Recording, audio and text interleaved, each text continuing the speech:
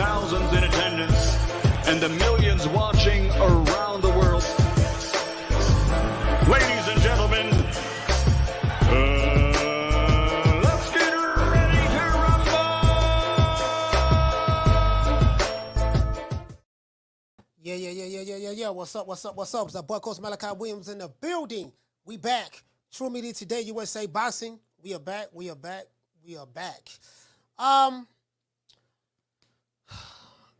I didn't see any of the fights yesterday. I think the only fight that I saw was the Dubois and Usyk versus Dubois. That's the only fight. That I did see. And I saw it from the second round on up to the stoppage in the ninth round. Was it the ninth or the 10th round?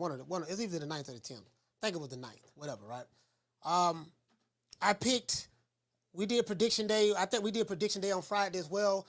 I did pick Usyk to stop Dubois between rounds 8 and 10. It's on video. So you know it is what it is. They got so-called controversy / no controversy. You know, it's not a big deal to me personally. I thought it was a legal shot on the belt line.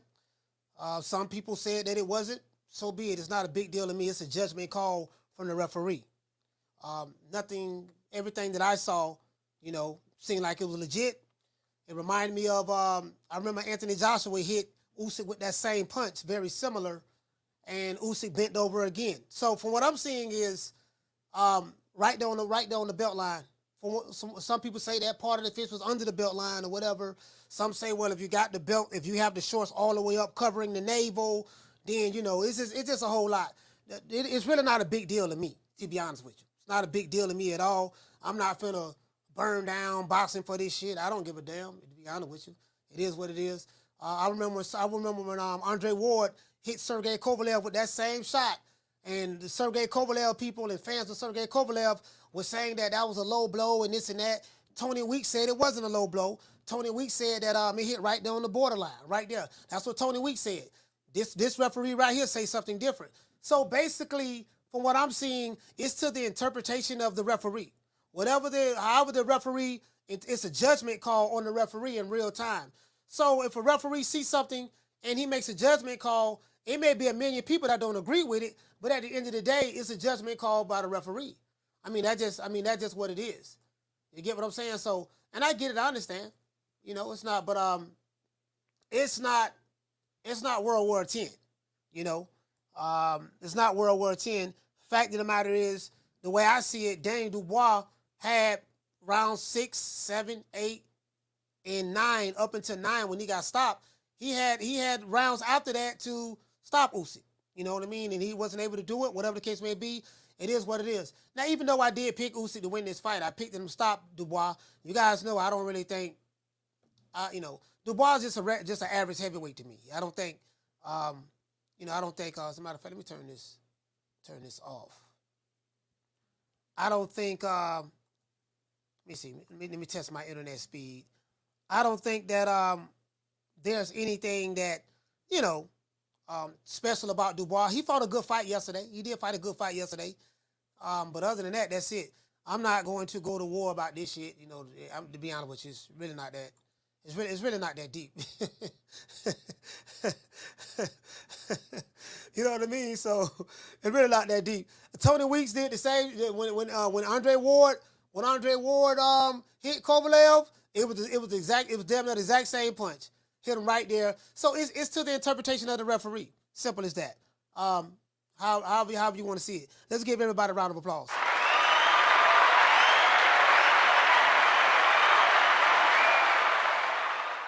What I didn't like in the fight was, I think when Oleksandr Usyk hit Dubois with a shot that didn't even look like he hit him hard. He hit this man with a jab. He jabbed him, or it was either jab or right cross. But there was really no power behind it when he hit him with it. You know, like he didn't really sit on the punch. He just caught him going out, caught Dubois, backing up, going out, and Dubois just went down very easily. And he did the same thing Ryan Garcia did. He sat right there, looked at the referee, He was fine. He was just looking at the ref, and he could have stood up and beat the count. Very similar to what Ryan Garcia did. As soon as the referee hit 10 or was going on his way to 10, that's when they started getting up. So he quit. He did the exact same thing that Ryan Garcia did. If you talk to Ryan Garcia fans, they'll say, no, Ryan didn't quit. Ryan didn't quit. Ryan Garcia did quit. Dubois quit last night as well. Anytime you sitting on one knee and you're looking at the referee, you're looking at the ref, you conscious what's going on, and the type of punch that he got hit with was a powder puff. True, true, true. You know what I mean? So the type of punch that he got hit with was a powder puff. Literally. So, I mean, it is what it is, but is it something to go to war about? Nah, it ain't nothing to go to war about. Shout out to Boston Analyst. He said, wow, Blue poaching viewers. Nah, Blue ain't poaching no viewers. No. I mean, I don't know how can you poach viewers? I mean, anybody can go live anytime they want to, whatever. I don't know how they do that. Man, shout out to my main man exclusive, better known now as Athletic Mind. What's going on, Athletic Mind? What's going on, fam? Salute to my brother, man. And you know what? Hey, hey, salute the exclusive, man. What's happening, man? What's happening, man? Yeah, man, for sure. Hey, what to say, Boston Analyst? You say in the comments, Coach? Oh, okay, cool. Yeah, okay, cool. Yeah, I mean, I'm gonna be honest with you. I'm gonna be honest with my subscribers. My subscribers are mostly American, and they don't really care nothing about European fighters. I'm just being honest with you. My fighters are mostly American. Anytime I talk about some American fighters, Spence, Crawford, Tank, Devin Haney, Shakur, whoever the case may be, my subscribers, because I look at my analytics, most of my subscribers is from the U.S. It's probably like, I probably got maybe, 9, maybe 10% UK subscribers, and I don't know how many of those subscribers actually watch the show, but most of my subscribers come from over here, so there ain't nobody really gonna show up to be interested in this, to be honest with you. Like, nobody really cares. Nobody really cares.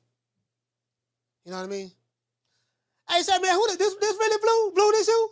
He said, come over to my show. I'm going live soon, y'all. Oh, okay. All right. And then what it is? I don't even think that's really Blue though. Let me see. I don't think that's Blue. More than likely, that's not. This somebody posing as Blue. If it is, I'm gonna block him. As a matter of fact, it is somebody posing as Blue. Let me see something. Let me pull this guy's channel up. This is not Blue.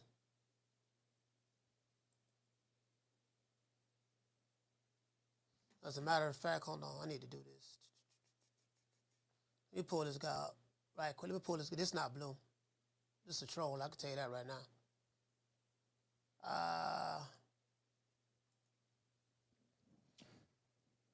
Hold on, guys. Hold on. We're gonna get into the show. I need to see who this is. I'm gonna block this guy. This guy finna get blocked. But let me see. This is not Blue. I know for a fact it's not Blue.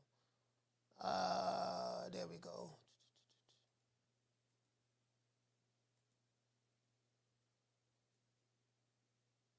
Yeah, this not Blue. That's not Blue. Let me see. Go to this channel. Yeah, that's not Blue. That's a troll. Yeah, y'all block him. Send him to the ethos. Yeah, y'all block him. Let's give everybody a round of applause, man. Get into the show. Yeah, y'all block him.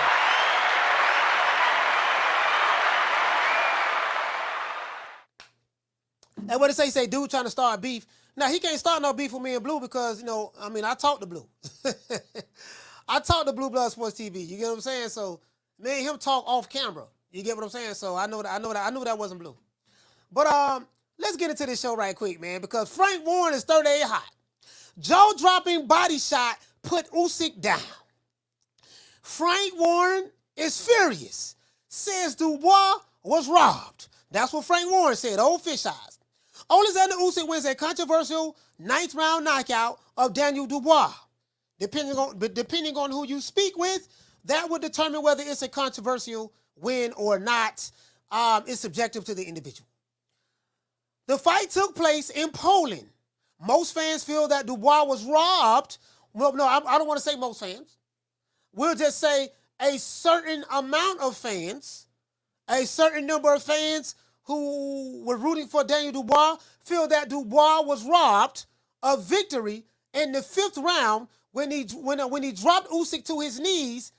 And what Frank Warren says, it was clearly a clean body shot. Me personally, I thought it was a clean body shot. I thought it was right there right there on the belt line. It was the same punch that Andre Ward hit Sergey Kovalev with. It was actually the same punch that Anthony Joshua hit Oleksandr Usyk with when he folded over as well.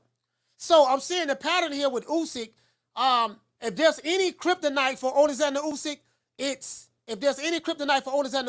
it's body shots. Those Eastern European guys, they don't like the body shots. They don't like the body shots.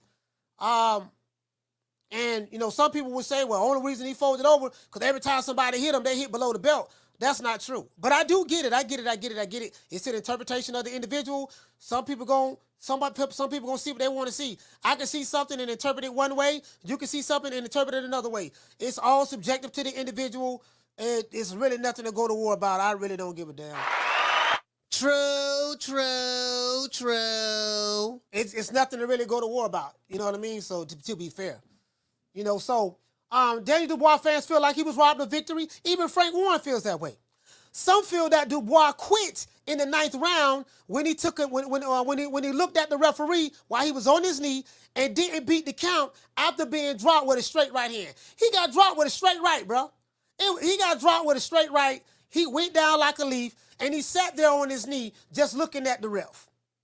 And as soon as the referee got to 10, he stood up. So that told me he quit. He did the same thing Ryan Garcia did. True. But I really don't care. I picked Usyk to win. I really don't care.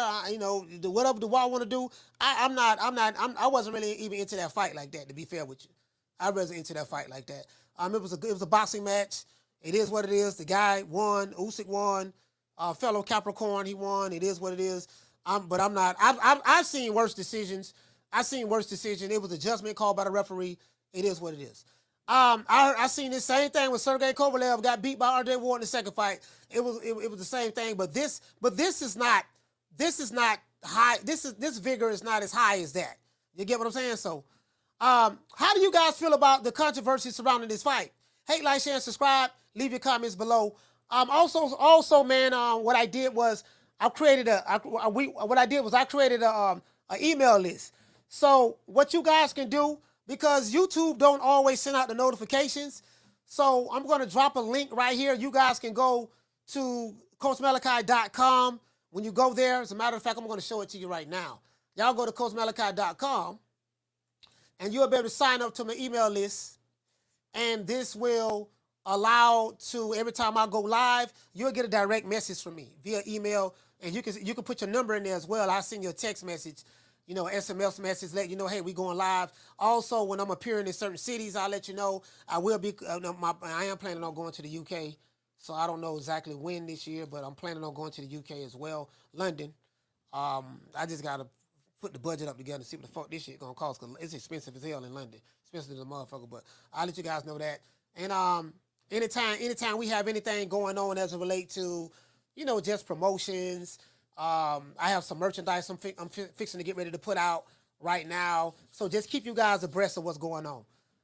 So I'll let you know. Exclusive said, your number's still the same? Yeah.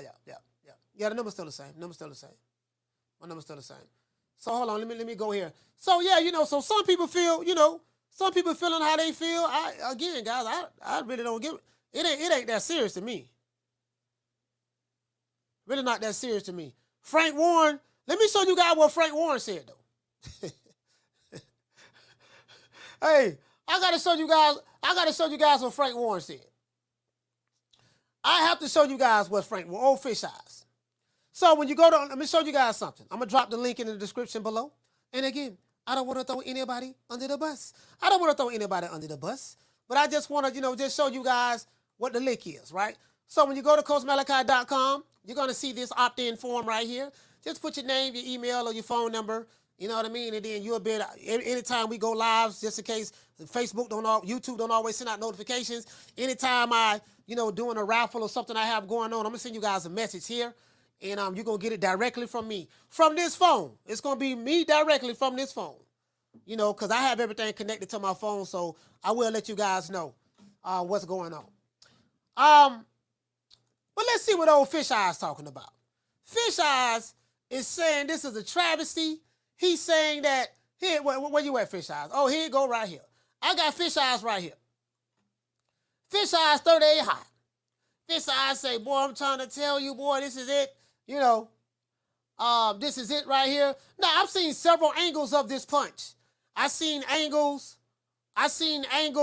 from the right side, and I've seen angles from the left side. So, I've seen several angles of this punch. Again, it's a judgment called by the referee. Some referees will say that's a legal punch, Tony Weeks in particular, and other referees, and some say that's an illegal punch. It's to the interpretation of the individual. Now, if you look up that fight with F.A. Jogbar, I didn't see the fight, but I heard that F.A. Jogbar won a fight because the guy got disqualified for excessive low blows. Now, the question I have for you guys is this. The guy who F.A. Jogbar fought, was that punch lower than what, was that punch lower than the belt line, lower than the punch that Dubois did against Usyk?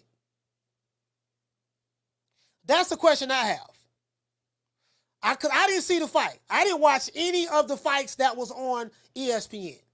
Normally, guys, when I take a break from stuff, I just don't like to look at no boxing. If I'm gonna take a break from it, I'm gonna just not look at it. Everybody say L Harbor, you said definitely? Okay.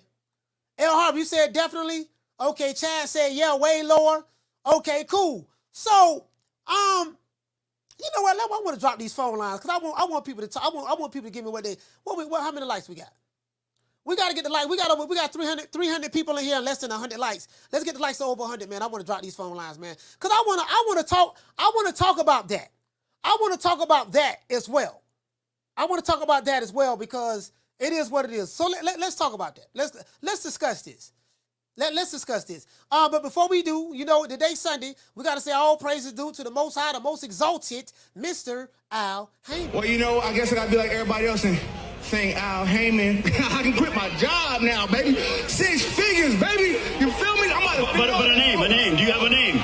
Oh, nah, I ain't got no name, Name them names, man. They know who they is. Name them names, please. The names need to be named. They know who they is. The Mexican monster. Oh, shout out, hey man, shout out to Goodwin. Goodwin, what's going on, fam? Shout out to Goodwin. Shout out to my sister Lisa Bells, L. Harvey in the building, Nelly Content. Shout out to James Lee. James Lee said they robbed the hell out of Dubois. That's how James Lee feel. You get what I'm saying? Shout out to James Lee, man. Baltimore stand up. Shout out to PBC Central. Shout out to Shad. What's going on, Shad? Shout out to Chick. What's going on, baby boy? Shout out to Wars. What the link read? So that's what I want to look at. I want to look at, okay, I want to compare it to when the F.A. Jogbar fight. Now I didn't see that fight. I didn't see any of the ESPN cards. I saw the Usyk fight because I like Usyk. He's one of my favorite fighters. I did see that fight from the second round on up to the stoppage. But I didn't see the other fights, man. I was sleepy tired. I'm working on my damn movie. I'm formatting my movie. Formatting the movie. Once I finish formatting it, then I have to copyright it. Once I copyright it, I'm good to go. I have to send the scripts out to different people. I'm gonna do casting calls. I'm thinking about having a bunch of comedians in here. In this just local comedians or whatever. I don't know. I'm gonna find out what we're gonna do with it, but really excited about this movie. Really excited about this movie, man. And and then another thing too, guys, like the reason why you want to sign up to my list is because you're gonna know things like when I come out with different content and stuff like that may not. YouTube don't always send out the notifications, so you will know. You're gonna be up to date with merch, what cities I'm gonna be in, or what cities I'm gonna go to. Just my itinerary, everything.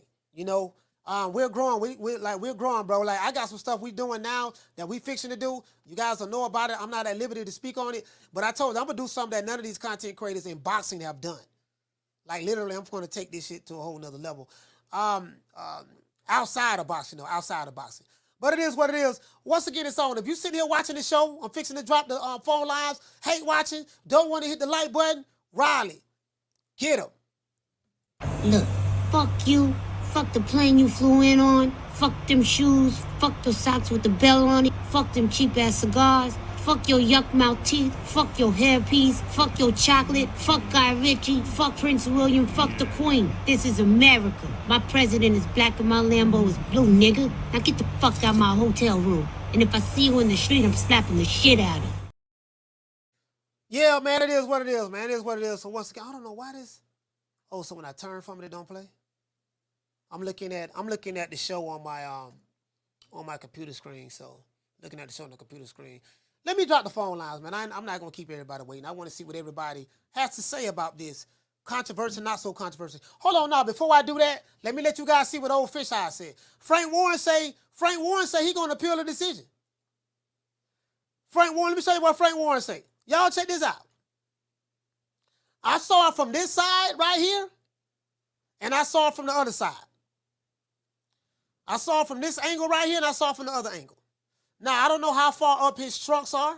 I don't know how far, if his trunks covering his neighbor, I don't know. But this is just one angle. We need to see more, and I have seen the other angle as well. Now, let's go right here. Frank Warren vows to appeal Daniel Dubois knockout loss to Oleksandr Usyk over low blow controversy. I want to say this. Irregardless of what Frank Warren do, Daniel Dubois quit yesterday. Let's not get that twisted. Let's not get that Daniel Dubois quit yesterday. He got hit with a jab, a right cross, kind of like a right cross jab, something like that. Got hit with a jab, and Oleksandr Usyk didn't even sit on the punch. He went down on one knee, and he just sat there. Looked at the referee, and then he stood up right when the referee got the 10. He did the exact same thing that Ryan Garcia did when he fought Tank Davis. True. Now, as you guys know, when I made my prediction Friday, I picked Usyk to stop Dubois. I told you guys I don't think much of Dubois. I think he's a Frank Warren, Queensberry hype job. I say he's an okay fighter. He's an average heavyweight at best. There's nothing unique about Dubois. But I will give him credit. Yesterday, Dubois fought a really, really good fight. Dubois fought a good fight yesterday. He did better than I thought he was going to do. So I got to give Dubois a round of applause.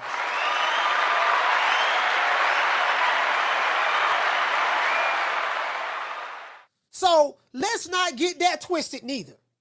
Dubois quit. He did, as I said before, he did the exact same thing Ryan Garcia did. Took the knee, looked at the ref, waited till the ref got the 10, and then stood right up. Oh, man, what you doing? And guess what? He didn't even argue with the ref. He didn't say, oh, man, I beat the 10 count. Just like Ryan Garcia didn't argue with the ref.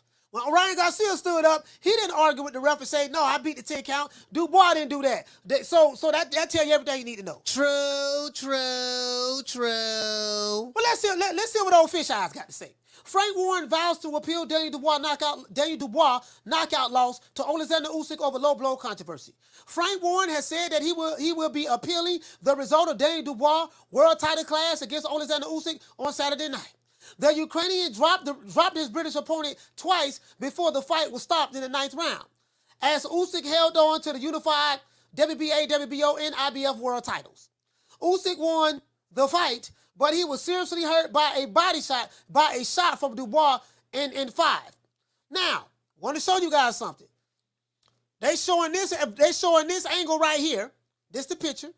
He say, but it was ruled as a low blow by the referee, and Usyk was given extra time to recover.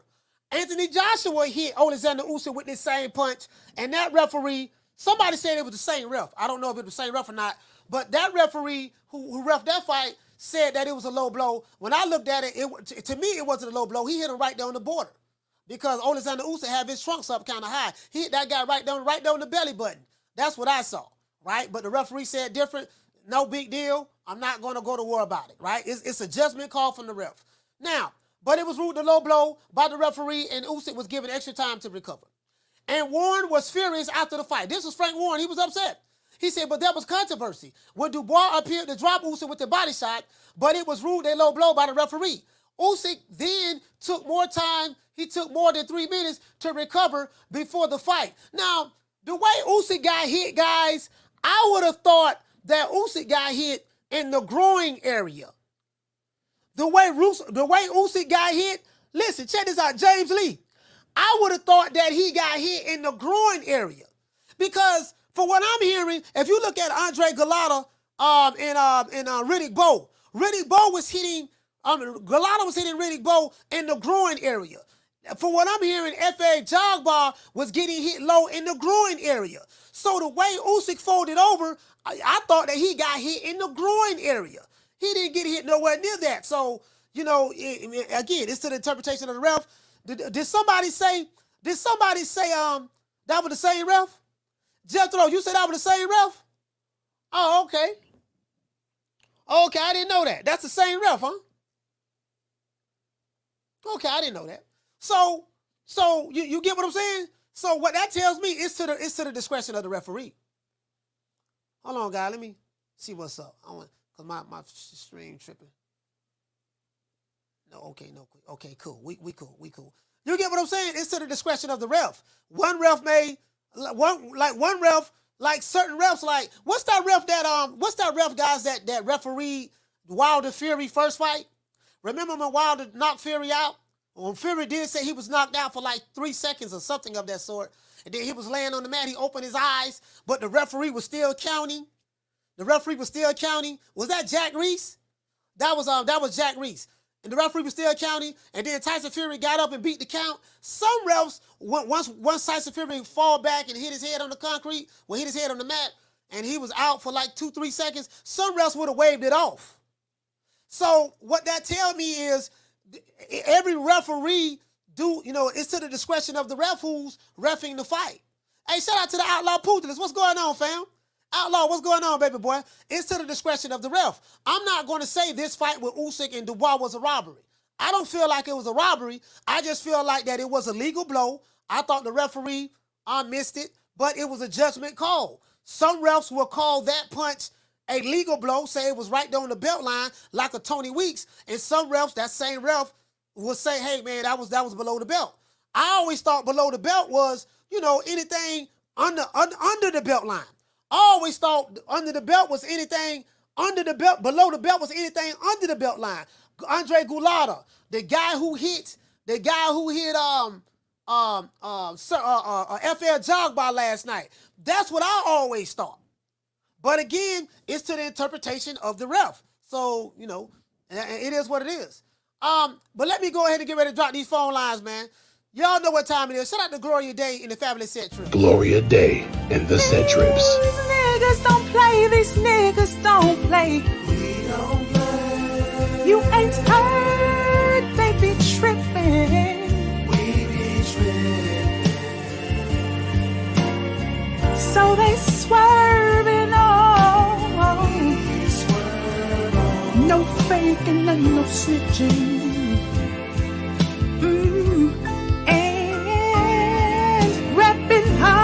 For the set. Oh, mamas, it ain't no lie. Because niggas gonna bust. Niggas gonna bust. Let's get ready to drop these phone lines in a few minutes. Y'all know what time it is. You wanna talk some shit? Call me. Start some shit, bitch.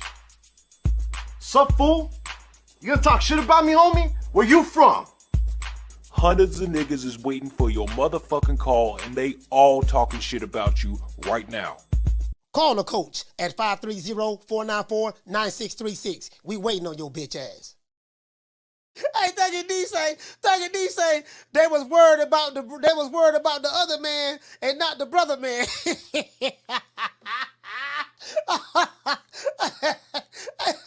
Thuggy D.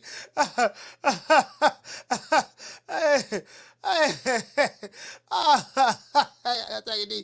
shout out to MK. He said after seeing the replay, they definitely should have made it a no contest. That punch was 100% on the belt, not below. So this is what I'm saying. Like, I just think that it's to the interpretation of the referee, MK. who is to that. Evidently, that particular ref, anything that's on the belt line is going to be a low blow, because every referee don't do that. We saw doggone, like I said, doggone Tony Weeks. Andre Ward was hitting Sergey Kovalev with that same punch. And Sergey Kovalev team said it was a low blow. Tony Weeks said no, it wasn't. It was on the borderline. Belt line. Caller, what's your name? Where you calling from? Hey, Coach, this is Adolfo from Sacktown, Cali. Man, Adolfo, talk to me, fam. Sacktown. Oh, man. You know, the governing bodies, I'm sure they're protecting Usyk at all costs to ensure they get that fight with Tyson Fury. So I'm not surprised there was more controversy after that fight. You think so? Oh, absolutely, man. I mean, I feel that, and yeah, and I feel that if Dubois would actually win that fight, then Usyk would probably have to do that rematch clause. But at the same time, I feel the governing bodies don't know whether Dubois would want to face Usyk again, or I don't know, because you know Tyson Fury, he's still got to face Ngannou in October. So I just feel they're protecting their investment right there. I mean that's a possibility. You know, boxing is boxing is a corrupt sport. That's a possibility, though. That's definitely a possibility. You know, so it is what it is. Some people saying that, hey, again, I picked Usyk to beat Dubois. I picked Oleksandr Usyk to stop him between 8 and 10. I have it documented on the Friday show. I said it at like the end of the show, towards the end of the show. I said it, so I have it documented. I picked Usyk to win, but me, just my opinion, that wasn't a low blow. That was right there on the belt line, and Usyk had his trunks up as well, so that was on the belt line. The referee felt that it wasn't. He felt it was a low blow. It's a judgment call by the referee. I'm not going to say it's a robbery. It's a judgment call. It is what it is. But if you feel they're trying to protect their investment, I wouldn't doubt that. That is a possibility. And I'm saying this for the guy that I picked to win. I don't have a dog in the race. You know what I mean? But I did pick Usyk to beat Dubois. So, but I'm not going to let my pick sway my interpretation of what I saw. What I saw, I thought it was right there on the borderline. It seems to me that Oleksandr Usyk can't take body shots. That's his sweet spot. That's his sweet spot right there, because I saw Anthony Joshua hit him with that same punch. Joshua hit him with that same punch in the 9th round of their second fight. And that referee said that it was a low blow. He hurt him. He hurt him with that punch. So. Oh, yeah, I absolutely agree. It was the same ref after all. And at the same time, I do also agree that I picked Usyk to beat Dubois as well. But that 5th round, he landed a good, clean body shot. And again, that same ref called it as a low blow, so it doesn't surprise me. And I kind of feel bad for Dubois because after that, it felt like he was in a no-win situation at that point. So maybe I feel like he did quit once he was knocked down the second time. So I agree, man. And it's just a shame too, because Dubois did really good in that fight. So I'm hoping that doesn't deter him after that, or doesn't distract him for a while. So we'll see. We'll see what happens when Frank Lowen goes for that appeal. Do you that decision is not going to be overturned? Do you think that Dubois quit in the 9th round? Well, honestly, I was hoping that he didn't, but it looked like he did, because, like I said, maybe he felt it was a no-win situation, because when he could have tried to go for that body shot again, but then probably the referee would call it another low blow and maybe get deducted points. So, like I said, I feel maybe he had no alternative at that point. He had no alternative but to quit? I'm saying in the 9th round, he did the exact same thing that Ryan Garcia did when he fought Tank. He took the knee. The referee was counting in his face. He looked at the ref. He didn't even make an attempt to get up until after, when the ref hit 10. That's when he stood straight up and walked to his corner. He didn't protest it. He didn't do any of that. Same thing, Ryan. No, he did not. He did not. And it's a shame that it went down that way. But what can you do? Yeah. And I was hoping he could keep going, because he was doing well at that point. But all right, but shout out it's to hard Adolfo. to say. Shout out to Adolfo. Thank you so much, man. Salute, fam. He quit. He did the same shit Ryan Garcia did. So, If Usyk and Tyson Fury were to fight each other, Tyson Fury is definitely going to go to his body. Tyson Fury is definitely going to go to Usyk's body. If there's a weakness that Usyk has, it's the body. It's the body. So we'll see. Caller, what's the name of the caller from? This is Exclusive, man, from New York, man. Exclusive, talk to me, fam. What's good, Coach? You know, nice talking to you, man. I heard you talking about the fight last night, the little low blow, whatever they said it was. Look, my thing is, like you said, he quit. He had many opportunities. Everything was going right for him. It was raining. Usyk was smaller than him. Yeah. He had more punching power than him. He had all the advantages. He ain't take advantage, bro. You know what I'm saying? He landed the shot. The ref called it the way he called it. And after that, he proceeded to not take advantage. But, you know, people want to call it a low blow or whatever. I hear a lot of people saying if it's below the navel, it's low, or, well, I don't know. You know, I ain't really reading too much into it. I see a lot of people from the Alphabet Boys going crazy, cursing people out, talking about, oh, you mother, and all of this stuff because they feel like this man was wild. I just think that's extra, bro. It is what it is. People saying he should be the heavyweight champion of the world because of that. I guess, bro. But for what I've seen, bro. You know what it is, Exclusive? See, you know, their things, the Alphabet Boys, they always want to make it a racial angle. That angle is racial. Now, this is the problem.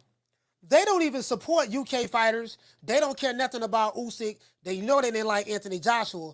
But these guys, they always come with fake outrage. It was what I like to call this fake outrage. When you get outraged about something, well, you fake being outraged and upset about something. We got to have justice for Dubois. You dudes don't even like, them guys don't even like black fighters from the UK. They don't like Dillian White. They don't like Anthony Joshua. They really didn't say much about Dubois. And then after this fight, now it's our time to come together and galvanize and make it a racial issue. That's always going to be their angle. I get it, but that's what it is, to be honest with you.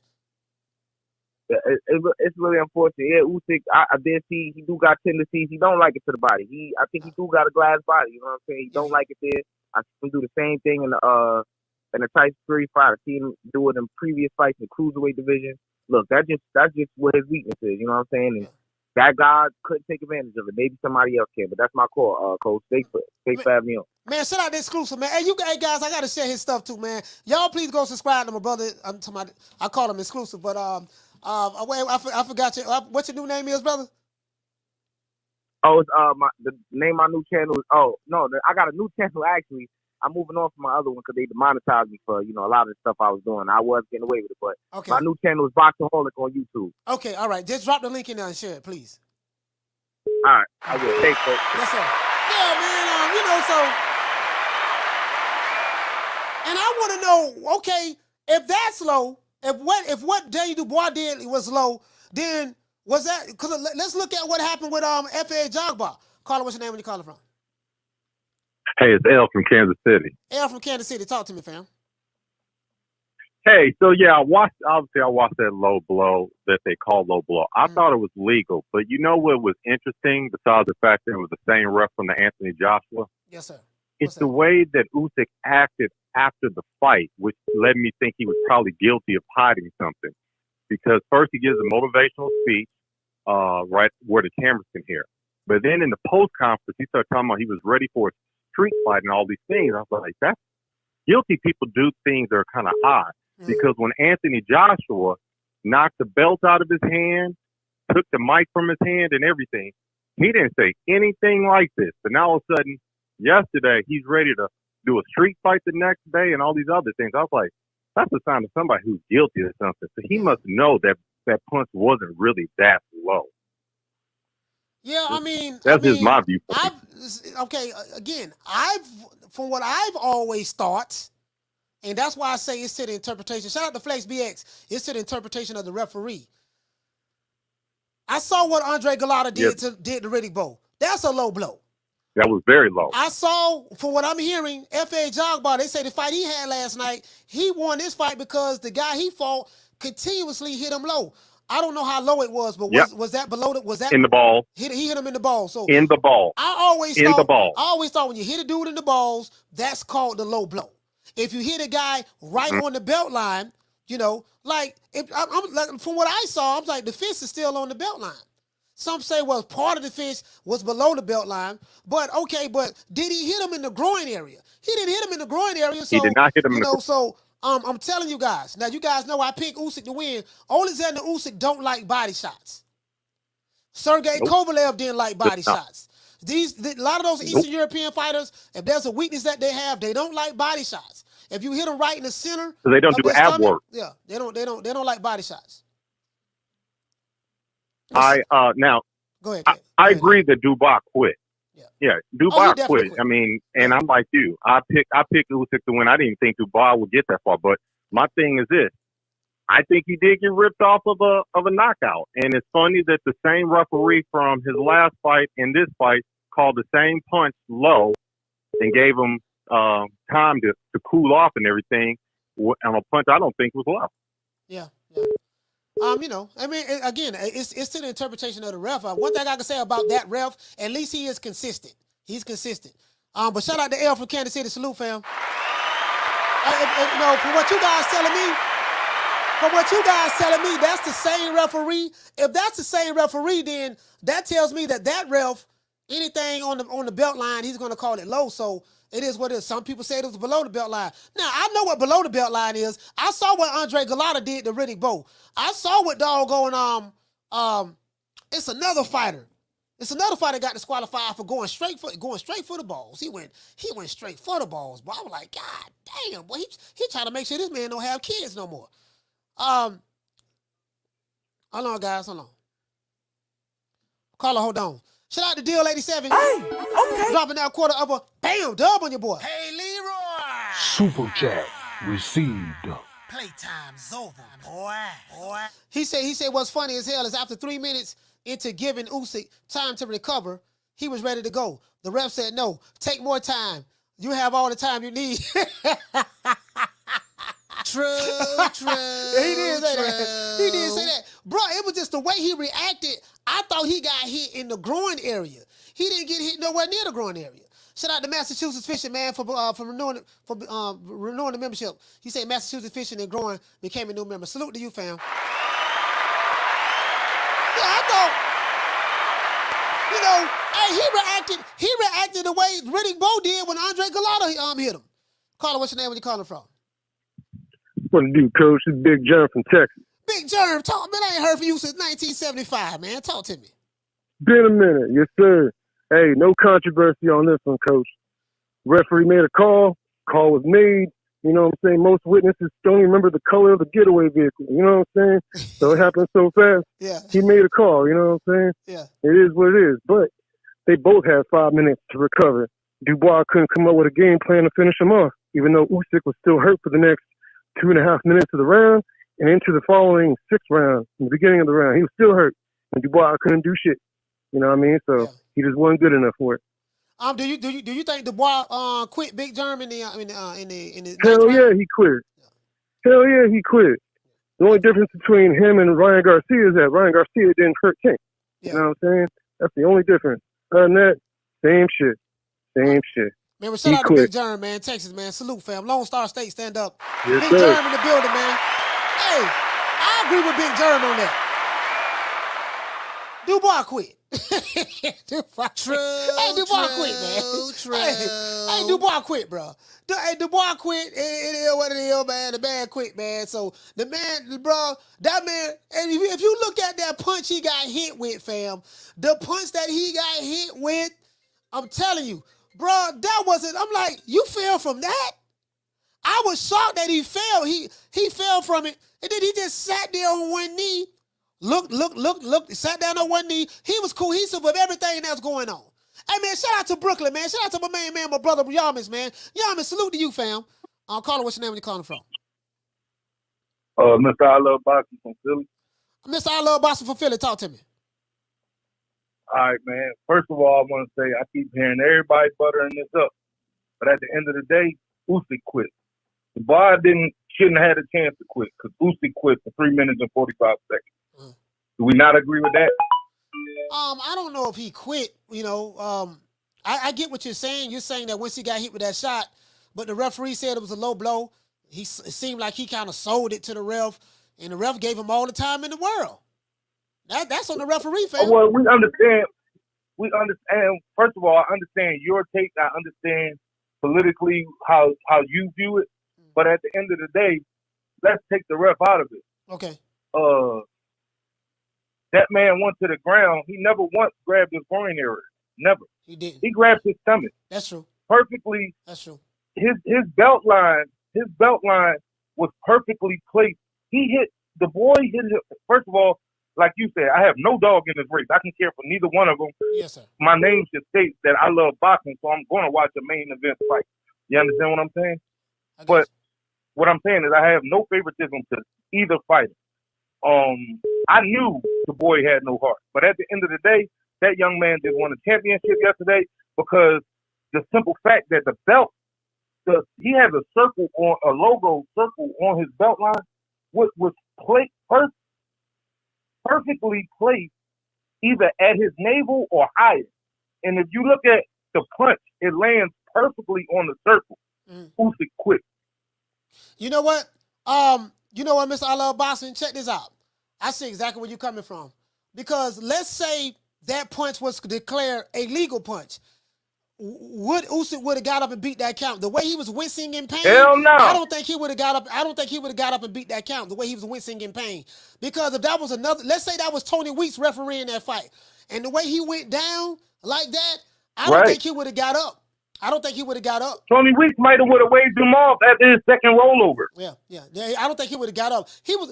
Listen, I thought he got hit in the groin area because the way he was wincing.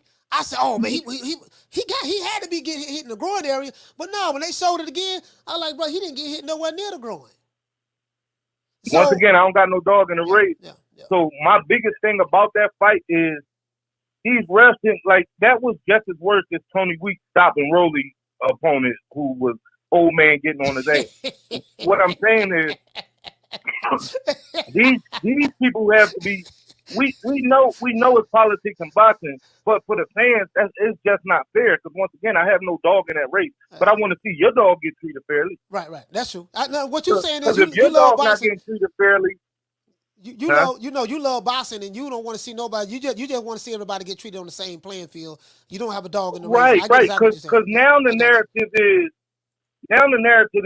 Dubois quit, which he did, but he shouldn't even have the opportunity to because Usyk quit. I got you. You know what? No one said Usyk quit yet. You the first person I heard. You the first person I heard say that. You got a valid point, bro. I can't even lie to you, Mr. I Love Box. You make a valid point. I didn't even look at it. Hey, you said you didn't see the FA fight. No, I didn't. You said you didn't see the FA fight. You need to see that because to me that was one of the funniest fights that I ever seen. That guy didn't come there to win at all. He came there to punch balls. so hey, let me ask you this before you go. So how do you compare the punch that Dubois hit Usyk with versus compare that to how F.A. Jabba, I don't know the name of the fighter who he fought, how F.A. got hit with the other guy? Listen, the last one, the guy hit him in the damn thigh. You see what I'm saying?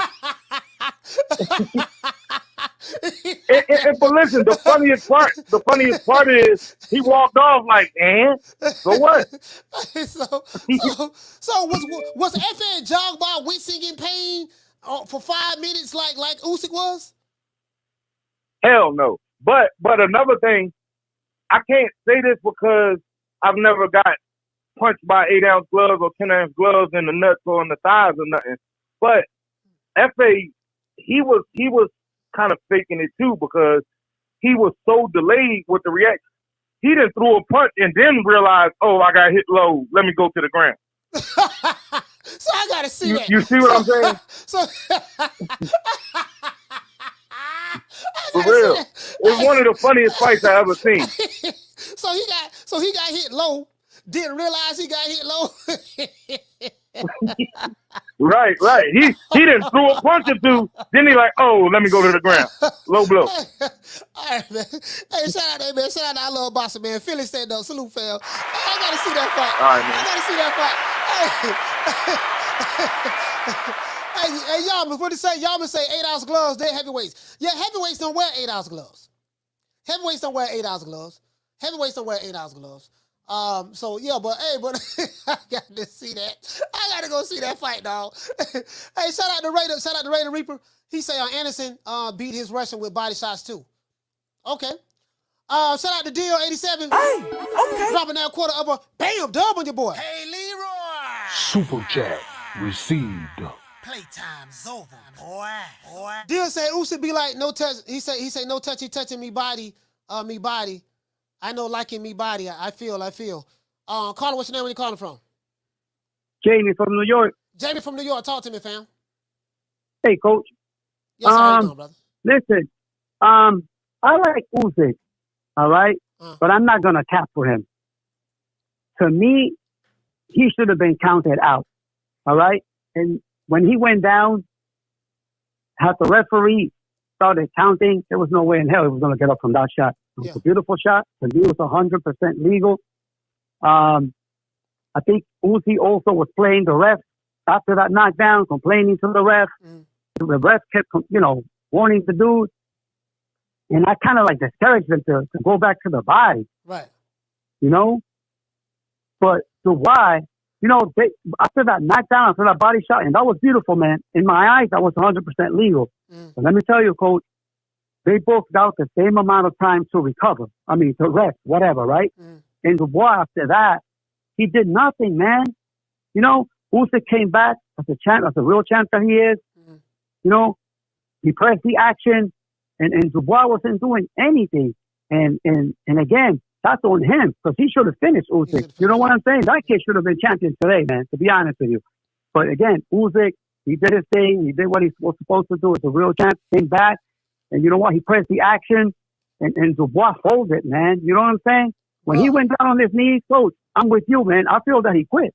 I mean, yeah, he did quit. When you go down on one knee and you look at the referee, and wait till he reaches to 10 and then stand up, that's the same thing Ryan Garcia did.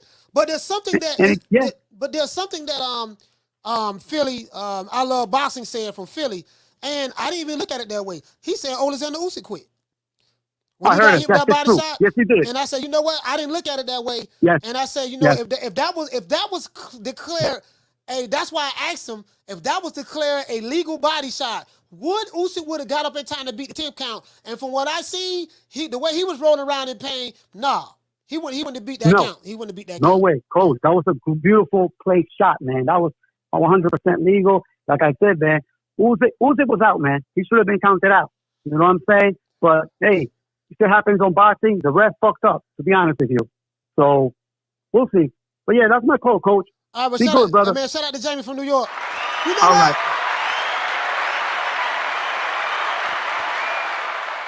I'm gonna, you know what, man? I'm gonna have to. Now, you guys know I don't like Tyson Fury outside of the ring. I do like him as a boxer inside of the ring. Tyson Fury, a bad boy inside that ring. Now, I can't take nothing from him. I'm not gonna let my dislike of Fury to deny him of the right that he's a bad boy. Tyson Fury is a bad boy inside that ring. And I initially thought that, you know what? I say, man, Usyk may have too much foot speed for Tyson Fury, but I got to sit back and reanalyze this, because Tyson Fury is a high IQ type fighter. He's a very intelligent fighter, and I don't know, man. I got to think now, bro. Like, if Usyk and Fury fight each other, like, Usyk gonna have to work on some things. Because, he's going to have to work on some things, because Tyson Fury is not Anthony Joshua. He's not Dubois.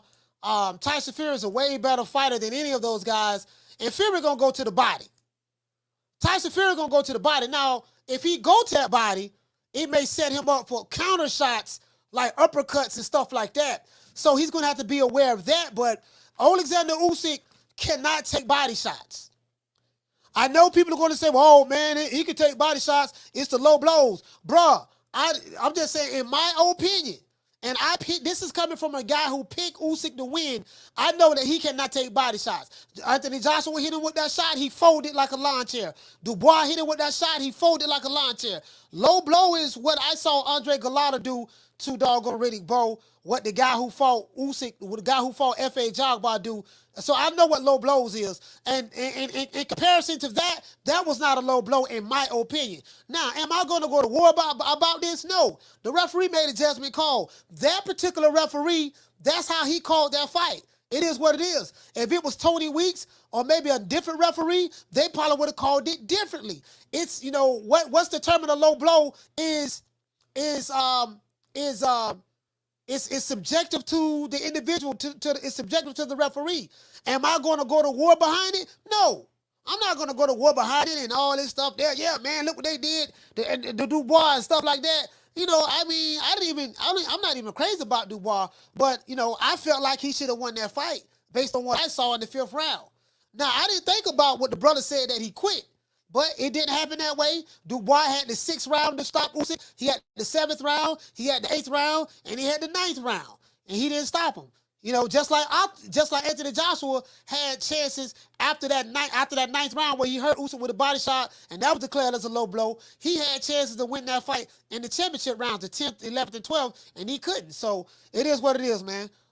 You know, so I mean that's how I see it. But there's nothing no one can tell me. Usyk can't take body shots. Usyk can't take body shots. He can't take body shots. So that's the way I'm seeing it. He can't take body shots. Let's see what Frank Warren talking about. Let's go right here. So it says right here. Now Frank Warren is mad. He said Usyk took more time. He said Usyk took more than 3 minutes to recover from the fight after seeing the replay. However, it seems that the punch may have landed on the belt line rather than below it. And there was some suggestions that Dubois was robbed of victory. And one person who certainly held that opinion was Dubois himself. As he said in his post-fight interview, I don't think that was a low blow. So you see Usyk right here. Like, let's go down. Usyk says, Dubois said that he said I think that landed, and I've been cheated out of victory tonight. What else can I say? Now the only problem I had with Dubois was, okay, even if you feel that way, and I get what the brother's saying, you know, it shouldn't even got to that point. But in the 9th round, you quit. You took a knee and just sat there. So I have a problem with that too. Meanwhile, Dubois promoter Frank Warren was furious. Now Frank Warren, old fish eyes, he revealed that he would be appealing the fight's results, telling Sports Talk. You know, he won that fight. You know, if he had been allowed to carry on, he would have won. We would appeal this. It's a liberty. He said, and Dubois coach Don Charles could not agree more. As he said, we got conned out of that. So he felt like that, he felt like he got cheated. I don't know what, right here, everybody's saying what they saying. You know, it is what it is. It's to the interpretation of the fan, the individual. Fact of the matter is, the referee called it the way he called it. That it is what it is, dog. I don't seen several different angles, several different videos in slow motion. I've seen it in slow motion. And what you say, drummer? You said you can't see. You said you can't see Usyk's navel. I think it was because Usyk had his shorts up either up above his navel or right at the navel. That's why you couldn't see it. That's why you couldn't see it, fam. True. But again, it was a judgment call on the ref. It was a judgment call on the ref. If that was the same ref that ref the Anthony Joshua Usyk fight, that was the same ref. So if that was the same ref, then apparently that referee, that's the way he called his fights. You feel me? That's the way he called his fights, fam. So it is what it is, you know. We're going to take a short identification break, pay some bills, and we will be right back. About you. And ever since that first night, it seems like I've been going crazy about you. Mint green chrome in the butt, burnt orange 550. Say the pinky ring pimp, give love pussy. Seafood, big pool, make your girl look. Backwoods, big grill, watch the chef cook. Talk slow, big smoke in the moonlight. Knock your doors down, shout it till your mind right. East Point, Fulton County, where a nigga from. Got love. And that's another question I have for you guys. If the trunks were high at the navel or above the navel, how can that be considered a low blow? Caller, what's your name? Where you calling from? I'm calling from the Bronx. What's your name? Socio. Socio. You say Socio from the Bronx. Talk to me. Yeah.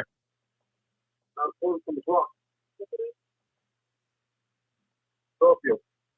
I want to know why he calling this is boxing, Usyk. Because this is just boxing. I'm not understanding the question. What you say? Melvin. Can you turn the volume down in the background? Because I'm hearing myself, hearing your question in the background. Yeah. Okay. He said, Usyk said que tell him this guy que this is boxing. Que this is boxing. What I mean, this is boxing, like mafia? Yeah, I don't know. I don't know what he meant by that, to be honest with you. Yeah, that's what he's trying to censor in the thing. That's why I lost some money. Yeah, I don't know what he meant by that, fam. But shout out to Socio, man. The Bronx, salute the fam. The Bronx, stand up. Okay, buddy, thanks. Yeah, that's the question I have. Let me ask you guys this. Let's these are the things we're talking about right now. The brother from Philly said Usyk quit. Usyk quit in the 5th round. Another person say that and I say that Dubois quit in the 9th round.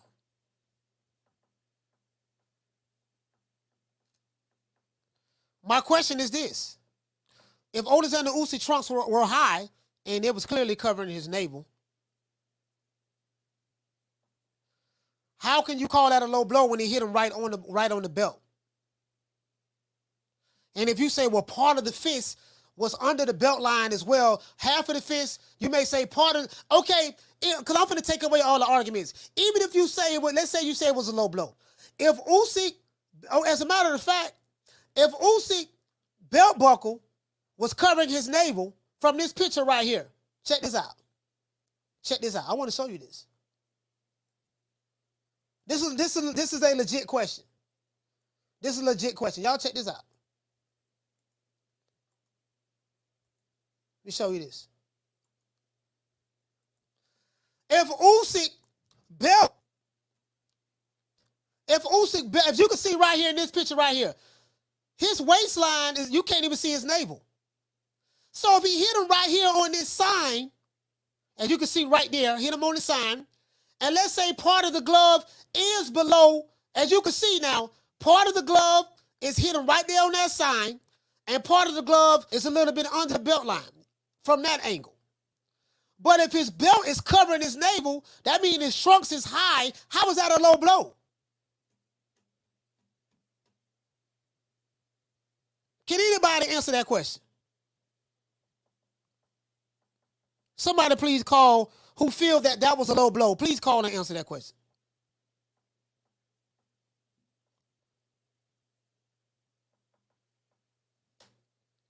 That's a legitimate question. You can clearly see, you can't see his belly button. You clearly can't see his belly button. So if you can't see his belly button, and that punch hits that sign, and part of it is under the belt line, but the belt line is all covering the belly button, how is that a low blow?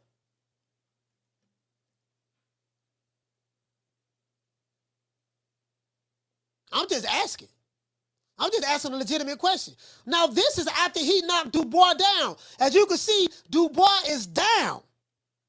So that means he had movement. He was moving around, and he ended up boxing and stuff, and he dropped Dubois right here. And you can see, even though he was moving around and he hit Dubois and dropped him, his belt is still covering his navel.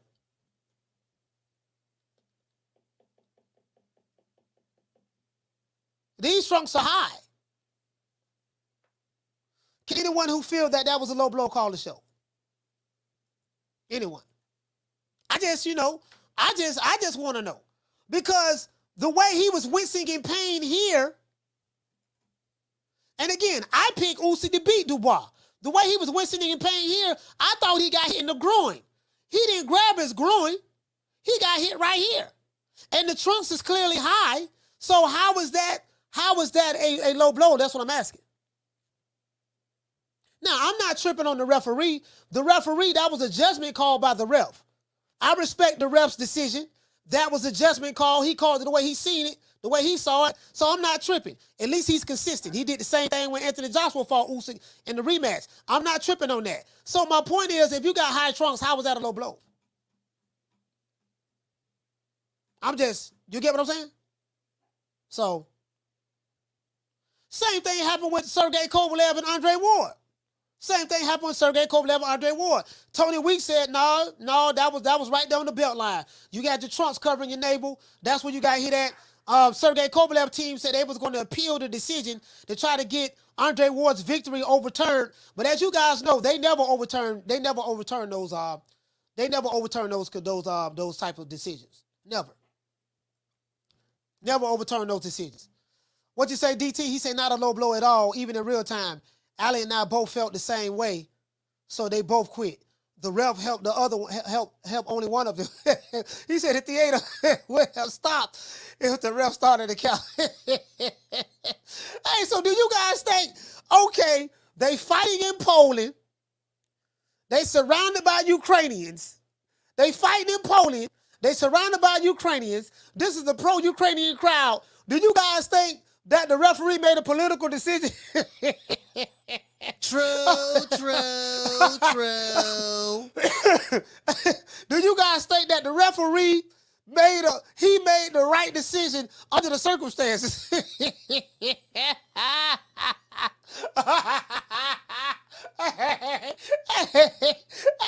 I'm just asking a legit question.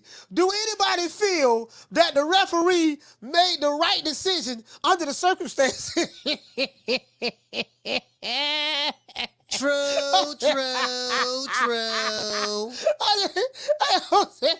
I'm just saying, you feel me? If it was you, let me put it this way. If it was you, Elena, you in Poland, surrounded by Ukrainians. You have a Ukrainian unified champion in your midst, and the crowd pro-Ukraine, everything Ukraine, right? And you in there, and Dubois laying that body shot, and as soon as he got hit, all the Ukrainians was in the uproar in the audience. What would you do if that was you in that position? True. I'm just asking. I'm not saying that the ref looked out for Usyk, but if he did, I understand. If he did do it, I'm not saying he did it. Shout out to Tony Boswell, salute fam. I'm not saying if he did it, but if he did make that judgment call that just so happened to benefit Usyk, all I'm saying is, if he did make that call, I understand where you're coming from. That's all I'm saying. I ain't saying he did it now, but I ain't saying he didn't do it. All I'm saying, it was a judgment call. That's all I'm saying, bro. I'm just saying, he said from a person who been there, hell yes. That's all I'm saying, fam. He did what he, okay. Elena say she plead the fifth. She say she don't want to answer. She say she plead the fifth. I plead the fifth. I plead the fifth. 5, 1, 2, 3, 4, 5. Anything you say, fifth. Go ahead, ask me a question. Did you? Fifth. That's all I'm saying. If it was you, and you pretty much in Ukraine. You're in Poland. That's why the Ukrainian refugees going there. If it was you, what you would have done? Under the circumstances. Under the circumstances. You surrounded by lions and you got pork chop drawers on and they depending on you to make the right decision. What you would have did? Caller, what's your name when you calling from? Xavier. Phoenix, Arizona. Wait, are you from Arizona? Yeah. All right, talk to me. Coach, I will make it very simple to you. It was a political decision, first of all. I would answer that question. Go ahead, say that again. I said I will make it clear to you. The question you asked, yes, I will give you an answer to that. It was a political decision. Oh, it was a political decision? Okay. Yeah. 100%. Coach, first of all, this is my first time calling. Yeah. Yes, sir, man. You first time. Hello? I appreciate it. I hear you. I appreciate you because I follow you on YouTube, Yes, sir. and I'm also watching your program right now on my big ass TV, and I enjoy what you're doing for boxing. And if I could go back a little bit, I think I understand why you came into boxing, just to make a fair game for everybody. Like you talked about the Alphabet Boys, the guys from PBC. Yes, sir. Yeah, you gotta make it I fair. like PBC. No, I don't have a problem with the PBC. I don't have a problem with PBC at all. I get Neither checked. do I. I get I will checks make from it Al very Heyman, clear to you. and I thank Al Heyman every day I before like the show and after the PBC. show. Oh, yeah, 100%. I like PBC. I like Golden Boy. I like Matchroom, Queensberry. I think we need all these promotions in order to give fighters the best opportunities they can, because not one promotion can sign all the fighters. Because most times you see some fighters are signed to some other promotions, they might not get a contract from that promotion, so they get some other promotion. So we need all this in order to get fighters signed. But I will make this very clear to you, and I will start with saying they try to make Usyk look like Usyk is unbeatable. Usyk is very beatable. Usyk, because I'm a boxing lover and I try to be fair as possible. Usyk is a very beatable fighter. Yeah. I don't know why, but we cannot take the fact that he has a very high ring IQ. Yeah, he does. He has good boxing skills, and you cannot take his amateur background, and he's also an Olympic winner. But Usyk is a very beatable fighter. But the question is, all the fighters he has fought, they all come to do one thing with him. They come to box Usyk. Yeah, and if you know one of the laws of boxing, which goes, you bang a boxer and you fight, you bang a boxer while you box a banger. Right. I think every fighter. I'm listening. No, I think when Usyk fights Tyson Fury gonna fight him dirty. Fury ain't gonna be trying to do all that dancing shit. Fury gonna mug him. Fury gonna put his weight on him. Usyk gonna have to be on point from every second of every round in that fight. When he fights him, and then now that the thing is out, this guy don't like body shots. That's gonna be a hell of a fight if it happens. I don't want to talk about Fury until he fight Usyk. That's why I ain't saying nothing about Fury. And when he fight Usyk, to me, I think for now, Tyson Fury seems to be ducking Usyk, and the other thing is, I think he might be waiting for Usyk. I don't know why. He might be waiting for Usyk to. Yeah, he might be waiting for Usyk maybe to age a little bit. Yeah. But this is what I will tell people who think Fury are not ducking Usyk. We know the Saudis, they spend money when they want something. We all know the story. The Saudis gave Usyk a contract, gave Usyk a certain amount for what they felt it was what the Tyson Fury fight. Usyk accepted it. At the end, said Usyk's team are the easiest people to make a fight with in all of boxing. Then the Saudis called Tyson Fury and gave him what they felt it was worth. And what did Tyson Fury say? He was asking for $200 million. You went Tiger Woods? Tyson Fury want $200 million, huh? Yeah. You know, Styles make fights. Make fights. I don't know. Maybe Fury. Fury want $200 million to fight Usyk. No. I don't know why. Coach, I'll be honest with you. I feel Tyson Fury will beat Oleksandr Usyk. I felt everything Anthony Joshua failed to do in the first two fights. Tyson Fury would do it. Tyson Fury would box him at a particular time, fight him at a particular time, fight him dirty, put his weight on him. Tyson Fury will do all that. I think AJ I might use the word, AJ might be a little bit mentally weak, because AJ said after the first fight and the second fight, we got other calls calling in, fam, so I gotta fill the phone line. Okay, I appreciate it, but one thing is certain, that body shot was clear, and it's the same referee.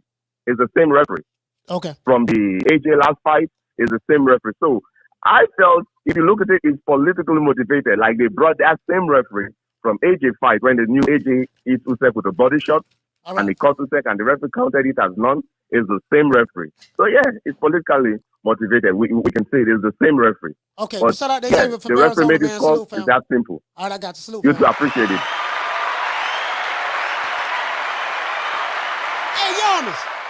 Hey, Yamas, if the trunks are high, covering his belly button, if the trunks are high covering his belly button, how was that a low blow?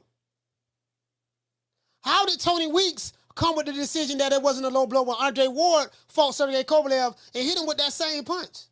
You get what I'm saying? So, it is what it is. I mean, however a person feel about it is however a person feel about it. It is what it is. I'm not tripping either way. I really don't, It really ain't no hell of a big deal to me because I've been watching this too long. Nothing surprises me in boxing. So nothing surprises me. You know what I mean? So I would say, he said, I'm a borderline in my opinion. The trunks were high. That's what I'm saying. If the trunks are high, how was it a low blow? Like, did the referee establish, what did the referee establish in the locker room? I don't know. But that referee, he did that, Yarmus, he did that against with Anthony Johnson when he fought Usyk. What you say, fam? You say it wasn't close to the groin area. Yes. That's why I'm asking you. Was it similar to how F.A. Jogbar got hit? Because if it was similar to how F.A. Jogbar got hit, then I'm like, okay, I see where you're coming from. But, the way he folded over, I thought he got hit in the groins. So everybody all over the place with it. Some people say it's a low blow. Some people say it's not a low blow. It's subjective to the individual. That's why I'm like, it is what it is. I ain't tripping. Either way. We just agree to disagree. I don't think it was a low blow myself, but what I think don't matter. The fight goes on. It is what it is. I want to see this Tyson Fury and Usyk fight. I'm not saying anything about Fury until I see Fury fight Usyk. And that's the crazy part about it to me, right? I feel that, me personally, I feel like Fury is ducking Usyk. And I don't know why. I do understand that the smaller fighters like a Usyk or something of that sort, the cruiserweight guys, have given Tyson Fury problems in the past. I do understand that. But I feel that Tyson Fury can beat Usyk, and I feel that Usyk can potentially beat Tyson Fury. I think that fight is right there down the middle. I can make an argument, and I don't like Tyson Fury, but I'm not going to take anything away from him. I feel that Tyson Fury posed some problems that'll give from a skill set standpoint, that would give Usyk major problems. One, he's a really, really big guy. He has really, really good feints, really, really good footwork. He got a better jab now. You get what I'm saying? So I don't think he's really going to be able to hit Usyk a lot with his jab. Maybe he will, maybe he won't. I don't know. Tyson Fury has a high ring IQ. Usyk has a high ring IQ as well. Has really good footwork. He's going to have to try to close the distance a little bit more to get on the inside, to try to hit Tyson Fury. Will he try to go to Tyson Fury body? Tyson Fury take body shots very well. You get what I'm saying? So that's not his weakness. That's a hell of a fight. So for people like myself who feel like, man, he don't want to fight this dude, he's ducking this dude, Fury literally has no reason to duck Usyk. Usyk is not an unbeatable machine. He can't be beat. But he hasn't been beaten yet. But he's not an unbeatable machine. So he can't be beat. It's just that, man, us fans, we need to see that fight. We need to see Oleksandr Usyk versus Tyson Fury. We need to see that fight next. True. We need to see that fight next. That's what we need to see, fam. We got to see that fight. We've been getting too many good fights so far this year not to get that undisputed fight. We got what we got. We got David Benavidez, Caleb Plant. We got the TikTok fight. We got Tank Davis and Ryan Garcia. We ended up getting Lomachenko, Devin Haney. We ended up getting Cool Boy Stealth, A New Way to Monster. We ended up getting Terrence Crawford, Errol Spence. And now we're getting Jamel Charlo, Canelo Alvarez. We got to get that fight, bro. We got to get that fight. We have to. He said, Benavidez, Andrade, who you got? I don't know. I'm leaning towards Benavidez. I've never been, but that's a toss-up fight. That's a pick-em fight. I'm leaning towards Benavidez a little bit. So you get what I'm saying? So we got to get that fight. He said, do you think Usyk Dubois fight needs a rematch to settle this controversy? I mean, it's not going to be a rematch.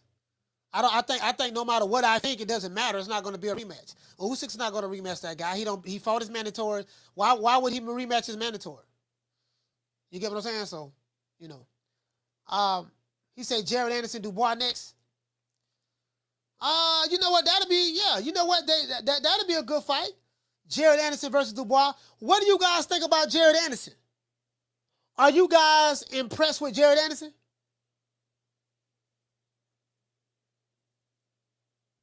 What do you guys think about that fight? I didn't see it.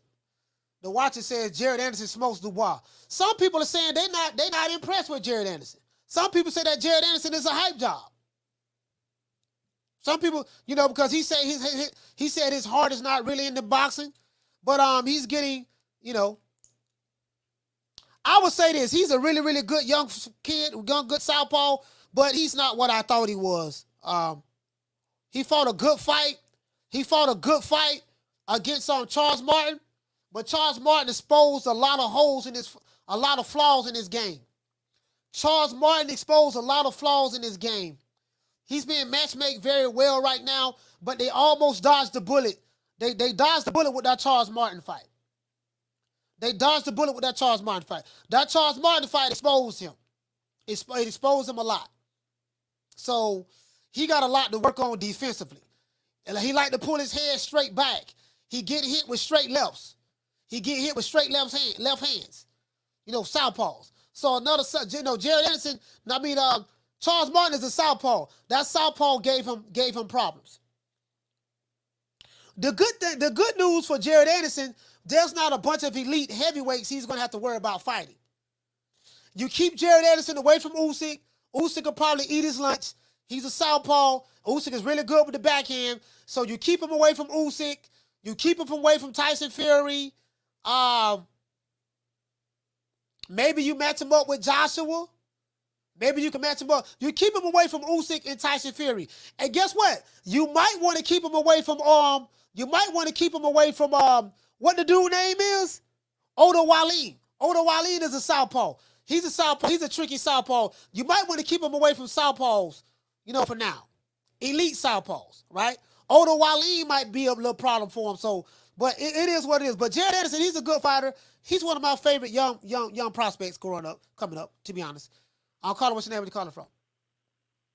It's Mr. I Love Boxing again. I'm Mr. I Love Boxing. Talk to me, fam. You were saying, talk about the Jared fight. I think Jared, I think you just said it right before I got on the line. Right. To me, he's nothing more than a prospect. Right. Top Rank got him on this fast track program because they need heavyweight. Right. But at the end of the day, I think he got quit in him, if you understand what I'm saying. Yeah. To me, what I got out of that Roy Jones interview is that I think if he get too hard in that ring, he'll quit. Because he's telling us his heart not there. Yeah. You understand what I'm saying? So there's no reason for them to be hyping him like, okay, in the next 2-3 fights, we want a Wilder shot or we want this person, because that's just a road to destruction. Yeah. You understand what I'm saying? Because he's not ready for that. But I do see promising things in him. Like you said about you don't like his defense. The one thing I do like is his defense from a heavyweight standpoint. But what I think he needs, I think he turns well from a defensive standpoint. Like he do go straight back, but all of his foot movement comes from a defensive standpoint. I think if he had someone like Riddick Bowe in his camp that was great at moving forward, punching on angles, I think that was the way he do defense will make him damn good. Still don't know if he could beat a Wilder or something, but I just think he needs something different. I don't think sparring Shakur is the answer for him. I think he needs heavyweight training. Yeah, because the Charles Martin fight showed a lot about him. Like he was getting hit, pulling his head straight back. I'm like, bruh, Charles Martin hurt him several times in that fight. He was making the same mistakes defensively over and over and over. And I'm like, man, he can get away with that. I totally agree. He got to work on that. That's why I say I'm thinking maybe he doesn't fight good with southpaws. Charles Martin, in his defense, this fight he definitely did a lot better not staying on the line. You understand what I'm saying? Yeah. So just to see that subtle adjustment it to me it adds to the fact that he is a promising prospect. Nothing more than that. But in one fight, he already start making adjustments about what we're saying about the Martin fight. Right. My thing about the Martin fight is I've never seen a heavyweight, I'm talking about Martin, get a kill shot, but don't go for the kill. I think he should have stopped Big. You know what? He showed some of the things I saw that Charles Martin did in that fight. He started pressing action when he had Jared Anderson on the back foot quite a few times in that fight when he made a commitment to come forward and he held this ground in the middle of the ring. And I remember when it was the last 10 seconds of the last round, he caught Charles Martin, caught him, He buckled him, and he buzzed him pretty good. And then I think he kind of grabbed him after the fight. After the fight, he looked at him. He shook his head like, yeah. You was almost and out hugged of there. him or something. I remember that. He was like, yeah, you was almost out of there. And he went to talking to him like, yeah, man, you got some things you need to work on. You was almost out of there. You know what I mean? So, but see, my thing about that is what he did in those last couple seconds. Why the hell didn't he try that after he hurt him? Yeah, I don't know. He never went for the kill after he hurt him until the last 20 seconds of the fight. Yeah, I think Charles, you talking about Charles Martin? Yeah. Yeah, I think he wasn't supposed to go for the kill. I think he was just there. I think that. Thank you. You said it. That's all I was leading up to. That's all I was leading up to. Charles Martin held back. You know, he didn't want to destroy the kids. You know, they probably told him, look, man, just give him some word, but you can't win this fight. Yeah. You said it for me. That's all I was trying to say. All right. In other news, what did you? Oh, you said you ain't seen none of the other fights. No, well, I'm gonna just say, Shoo did really good. Abdullah Mason did really good. Shout out to them guys. Those are two promising prospects, I think. Long as they don't try to fast track them. Okay. All right. Shout out to I Love Boxing. Salute, fam.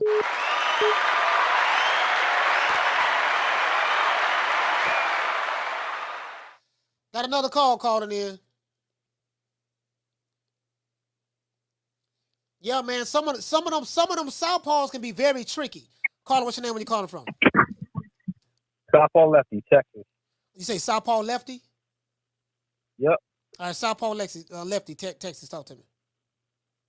Yeah, I was just listening to what y'all were saying about Jared. I think the fight where he had that scare was the best thing to happen to him. You know, he it's not hard to maybe imagine he overlooked, you know, Charles Martin. Charles Martin is Charles Martin. But, you know, I like what I saw from, you know, Top Rank bringing him right back. He goes right back into the mix. Yeah. And he was, you know, pivoting like, you know, the Tyson pivot where you pivot and hit the body. He was doing some good things in there. You could tell he immediately wanted to go back and he said he wanted to work on things. And I did see different looks from him. So that is something positive out of what I see from him. And it's not the end of the road for Dubois, because Dubois could probably get a Jared Anderson. There's not a lot of heavyweights out there. So with giving this controversy is probably the best thing to happen to Dubois, who probably was going to lose anyway, because now they're going to use him as a measuring stick for other fighters like Anderson. So that's just what I think. And I think it's madness what's going on with this whole body shot. People all day on all these shows and platforms been going at it about it. It would have been just as controversial had they stopped it. Yeah. And I think what a lot of people are forgetting is what led to that, to the referee making that call, was it wasn't like it was egregious. It's arguable both ways, but he gave one or two warnings for low blows before that happened, the sequence happened. So leading into that, there was warning. So that's something that people got to realize, that that referee already had that in his head. Did you see that? Yeah, I saw that. But this is a question I have, though. Okay, the referees, it was warnings. So he warned him a couple of times. Did he take a point in this fight against Daniel Dubois? No, he didn't take a point, but I think it was like one warning. Where it wasn't crazy like the top ranked undercard we saw where one guy got DQ'd off of it. I mean, it would have been a hard call for the referee to stop the fight off of a call like that. You know what I mean? So I think it is what it is, man. Maybe it was ring rust. Maybe he just overlooked them. Everybody has off nights, man. Wilder almost got knocked out by Harold Sconiers, and the PBC pulled that off of any video, off of any platform. So I mean, heavyweight, it happens to heavyweights, you know. So let me ask you this: if Oleksandr Usyk trunks were high, covering his belly button, where do you establish where there's a low blow at? I mean, the referee does that. You know, they said, what is it, the belly button and down? You know, it doesn't have to really be the belt line. But, I mean, it was so close. Like, if you're going to argue that, you know, it should have been stopped, I'd be like, yeah, you know what, I can see it. But if you're going to argue like it was a good outcome, I'd be like, yeah, that's what I'd rather have seen anyway. Right. You know what I mean? So it was really close, man. But the one thing I did want to ask you, because I know you got your ear to the ground, I'm seeing a lot of, I don't know if it's fake news or not, that I've been keeping up with stuff all week, but a lot of people are posting that Spence has activated the rematch clause. You know if that's true? I'm not gonna lie to you, brother. I really don't know officially. I'm just hearing what everyone else is hearing. I know what Bud has said on the 3 Knockdown Room podcast. I haven't spoken to him, so I haven't even called him, to be fair. So you know what he said on the 3 Knockdown Room podcast. He don't know what Spence is going to do. He haven't heard anything. So we'll see. We're going to know in a few more days, because Spence has until Tuesday, which is the 29th, if I'm not mistaken, in order to activate that rematch clause. But I'm hearing everything I've been hearing, he's activating it. So. Oh, okay, cool. We'll cool. know Yeah, I guess it's not official. We'll know something official by next week. All right. Well, yeah. I mean, I enjoyed. You know, it was a filler weekend, kind of busy fights, but I appreciate it, Coach. Yeah, I just want to kind of throw my 2 cents in, and you know, that's what I saw. Anyway. All right. Salute, fam. Shout out to Southpaw Lefty, man. Texas, stand up. The Lone Star State.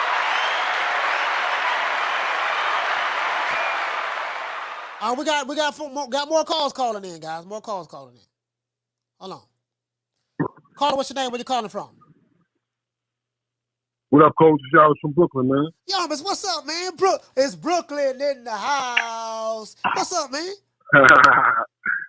Hey, man. I just want to make a quick comment, man. Yo, like, I love this boxing game, man, but something you said a minute ago, it just bugged me out, man. Like, you know, I love sports in my life, because when I was young, I wasn't really treated fairly at home. And I felt like sports was the first place where I put a certain amount of work in. I got what I deserved. It was fair. Right. And like a few minutes ago, you said a comment that really bothered me. You said, like, well, we know he wasn't there to win. He knows he wasn't there to win. And then in the other fight, the Usyk fight, you was like, you know, we can't have Dubois being a champ when they trying to make that Fury Usyk fight. And like, it just disturbed me, because like, as a boxing fan, that's a fucking reality, man. Like, you realize you were talking about what I said about Charles Martin when he heard right, like you saying he knows he wasn't there to win. And like, yo, it's a goddamn shame that we gotta talk like that, but that's so real in this game. Like, yo, man, it just bugged me out, because I always love sports because of the fairness. Yeah. When we gotta acknowledge some bullshit like that, it just fucks me up, man. I want to make one more quick comment. I'm gonna get up the line. Yo, I felt like that shot in the Usyk fight. Yes, sir. I felt like it was a borderline shot, man. Like, he went down, like he got hit square on his joint, man. But like, I'm looking at that shit like, yo, man, like, you right on the navel, man. Your shit is high. That could have easily that fight could have been a knockout with the right officiating. Yeah, easy. If it was Tony Weeks, that would have been a knockout. Yo, that was the same shot Ward hit Kovalev with, in my opinion. It was right around there. Yep. And he allowed the fight to continue, and we saw. Yo, I know you got mad calls. I'm going to get off, man. Yo, peace and love, Coach. Man, peace and love, fam. Shout out to y'all, man. Brooklyn, man. Stand up, man. That's my dog there, man. I fuck with y'all, man. Hey. But see, this is what I'm saying, guys. It's to the interpretation of the referee. There may not be a right or wrong answer with this. You get what I'm saying? It may not be the right or, shout out to Passion for Beauty. It may not be a right or wrong answer with this, right? This guy said, read the rules, look at the footage from other angles. I read the rules and I looked at the footage from other angles. It's still into the interpretation of the individual. There's nothing that you're going to say that's going to make me agree with your decision, and there's nothing I'm going to say that's going to make me agree. Because the crazy part about it is this. You're going to have to explain to me, if the trunks are high, well, how do you determine that's a low blow? When Sergey Kovalev got hit with that same punch from Andre Ward, Tony Weeks said that was a fair punch. That punch was legal. So it seems to me it's to the interpretation of the individual. I've seen it from 3 different angles. So, we're just going to agree to disagree. At the end of the day, the result is the result. I'm not here to argue it. Just you feel the way you feel, I feel the way I feel. That's it. It's really not a big deal, to be honest with you. Caller, what's your name and you calling from? Graham, Baltimore. What's going on, Coach? Troy, be more. Talk to me. Listen, I could 100% tell you that shot was not a low blow. I'll tell you how I know. I was watching the fight and I switched over to, what's his brother's name, Spencer Farron's podcast. Somebody was at the fight live, sent him a still picture of the shot. It was right on his waist, his belt line. It wasn't a low blow whatsoever. He just milked it like hell. It was not a low blow. It was a legal shot. He just milked it. You know the way he folded over. I thought he got hit in the groin. The way he folded over. Nah, yeah, me too. But now when you see the still picture, it was right on the belt line. It was a legal shot, But I saw both of them fight, Anderson and the other brother, Dubois, right? Mm-hmm. I think they should be on a crash course to each other because, in all honesty, Anderson's fight looked to me personally like a glorified sparring match. I didn't see any competition or anything coming back from his opponent, right? Jared Anderson fought a tomato can. That dude was there to be beat up. That's all. Yeah, absolutely. And now with the boys, all he had to do was really force the issue. He's the youth. He's the younger one. If he would have just forced the issue, come forward for a little bit more haggle turns instead of trying to box him, he would have been able to hurt that guy a whole lot more. Because every time he hit him to the body, his leg lifted up. Yeah, Usyk don't like body shots. I know. And again, I don't have a dog in the race. I pick Usyk to win. But it's clear to me from my observation. I've been watching this guy a while. He don't like body shots. He don't like body shots. Them body shots. When I say don't like body shots, I mean he can't take them. Some fighters can take body shots, but he can't take body shots at all. Like that. If it's anything, that's his kryptonite. If you hit him right, that's his kryptonite. His kryptonite, That and pressure. Yeah, I mean that's his kryptonite. So that's why we need to see this undisputed fight between him and Tyson Fury. We got to see that fight, dog. We got to see that fight, Troy. You know what? Shit, You know what? I would like to agree with you, but that for some reason that's not gonna happen with Fury. I don't know why, but it's not gonna happen. But anyway, let me just say this: I think that these two young men should be on a crash course with each other. I think this guy here should fight Charles Martin next, Dubois, right? And then this boy here, Anderson, should go over there and fight Derek Chisora, just so people get to see him in England, and they can be on a crash course with each other and make a fight of the two young lions and go from there. That would be an interesting fight, but whether that's going to happen or not, I don't know. But that's the way I feel about it because one of them has fought the tougher competition. One is just being moved along kind of slow, and I think he needs to get knocked down and hurt to see if this is what he really wants to do. This is my personal opinion about Anderson because he cries too much for my youth. So I want to see him hurt and what he does when he gets hurt, and that will tell me a lot. We saw what he did when he get hurt. He fought Charles Martin. You see what Charles Martin did to him? He woke him up. Hurt man when he's down and I want him down. Hurt when he's down and he got to think, should I get up or should I just stop? That's the hurt that I want. That's when you think about it. That's when you think about it. Somebody really knocks you down so hard that your legs go out from under you. Kind of like what Crawford was doing to Spence. Sorry, Spence fans. Okay. Have a good all right, so, hey, Troy, where is Major Key still around? Well, shout out to Troy, man. Salute.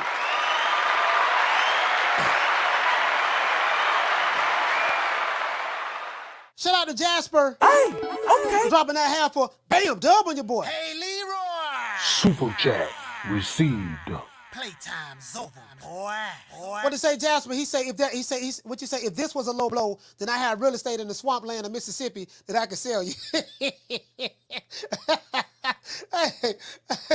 no one is answering this question. If the trunks were high, and they clearly covered his belly button, where do you establish a low blow at? When you get hit right on the border.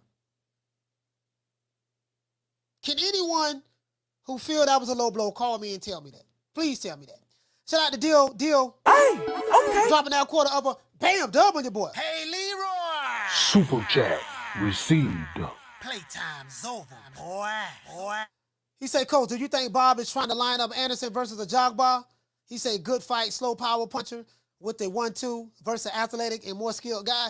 Woo! You know what? I'm not going to lie to you, Deal. If that jogbar got a hell of a right hand, he can crack.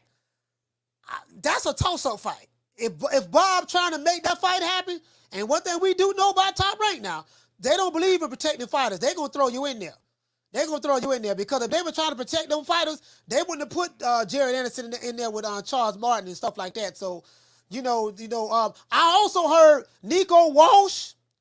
Well, I don't say Ali because I disrespect Ali. I also heard that Nico Walsh lost yesterday. I heard that. You guys know how I feel about him. He's straight trash. He's a prospect coming up, but, I ain't trying to.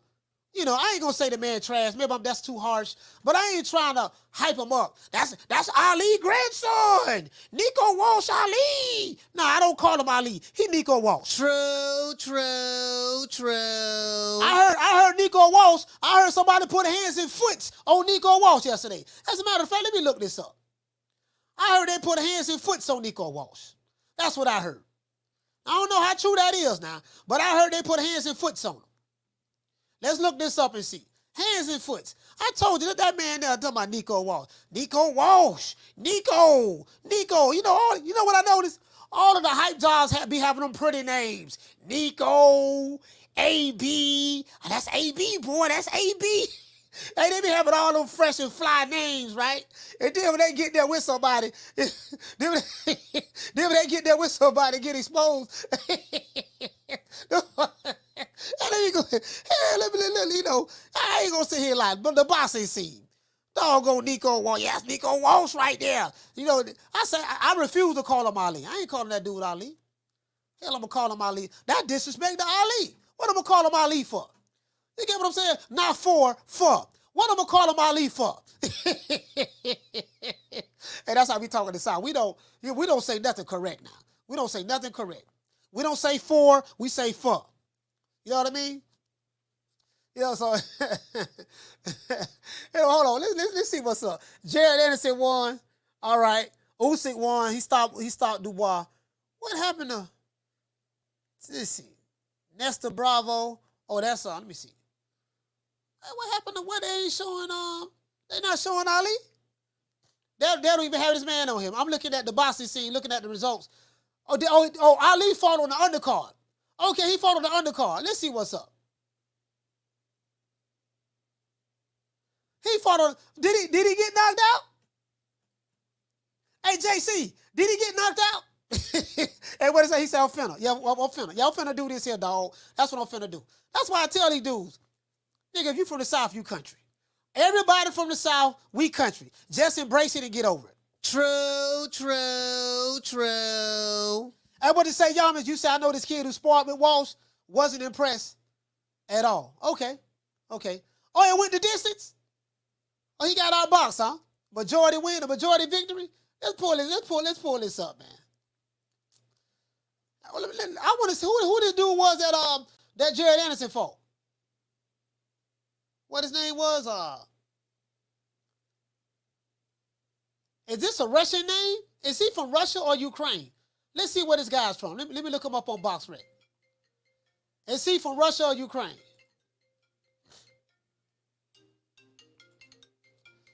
Let me see where this guy's from.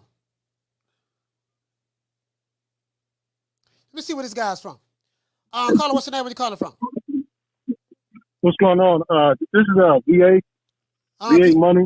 VA Money, talk to me. From, so I feel like this whole conversation around this issue not being held in good faith. Like, I think there's a lot of virtue signaling. You know what I mean? Like people talking about, hey, the ref gets to say this and the ref gets to say that. But we've been watching boxing and we've all seen body punches around the belt line. We've seen consistently where stuff. In other words, anyways, if there's a controversial call, it's going to benefit the A side almost every time. And because that is the case, we don't have to sit and argue about the rule book because, like I said, that's disingenuous, right? This is a controversial situation. And who does it benefit? Usyk. So you know now why that is the case, right? This guy lays on the canvas for 5 minutes. He literally gets 2 rounds worth of rest after getting hurt. Like, he didn't go down for like some theatrics or something like that. He got hit, in his body, and he got dropped, right? And if you're asking, he immediately went down after that punch. And so now the conversation is, does anybody think that if that wasn't called a low blow, if the ref didn't stop action, does anybody think that he gets up in 10 seconds? And for everybody who does think that, no. For everybody, that's what I said. I said if it wasn't declared a low blow, do you think he would have got up? He wouldn't have got up. That would have been a knockout. I don't think so either. But if by some slim chance he gets up in 10 seconds, what kind of fighter are we going to be looking at? Is it going to be the type of fighter that, so we can talk about Dubois and his heart or lack of courage or whatever, but in that situation, that's not what we're going to be seeing. We're going to be seeing Dubois' offensive talent, right? And which we all know that he has. And I feel like a lot of fans, this is the lens, the same lens that you would watch a WWE match with. That's the lens that they're watching boxing with. So the rule book is just something that they pull up just to, you know what I mean, to help the fighter that they like, right? Yeah, it's almost like, I got you. go ahead. No, I got exactly what you're saying. They're very, very disingenuous with the argument because the rule book say this. Okay, now you're picking and choosing when you want to use the rule book to support your case. But, when it was Sergey Kovalev and Andre Ward, it was something different. Or when you don't get the outcome that you're looking for, then you pick and choose when you want to regard the rule book. And that's why I asked the question.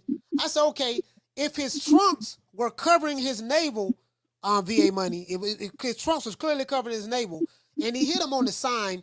Some say that half of the punch was below that belt line. Okay, well, if those trunks were declared high over the navel, how do you determine that was a low blow?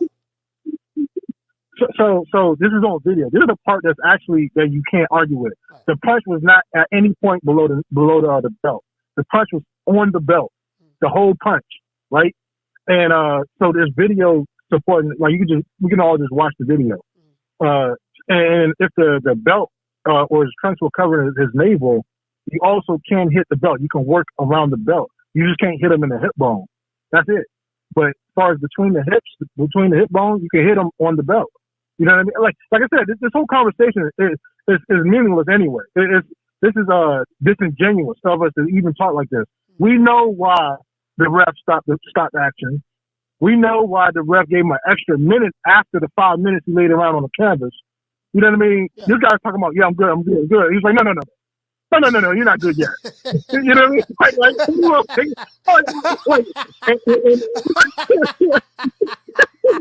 And he was fucking like, I don't have a problem with it, though. I ain't gonna lie to you, I don't have a problem with it, man. This is like, man, it's like WWE, right? There's some guy who win a match against the one of the favorites to go to the WrestleMania Heavyweight Championship, and then The Rock runs out of the crowd, smacks him upside the head with a can, and then flies out. Here comes the ref. 1, 2, 3, and it's like, who in the crowd? Who in the crowd has a problem with that? Nobody. So it's like, let's stop pretending that. You know what I mean? That's all I got, man. Hey, shout out to VA. Hey, bro.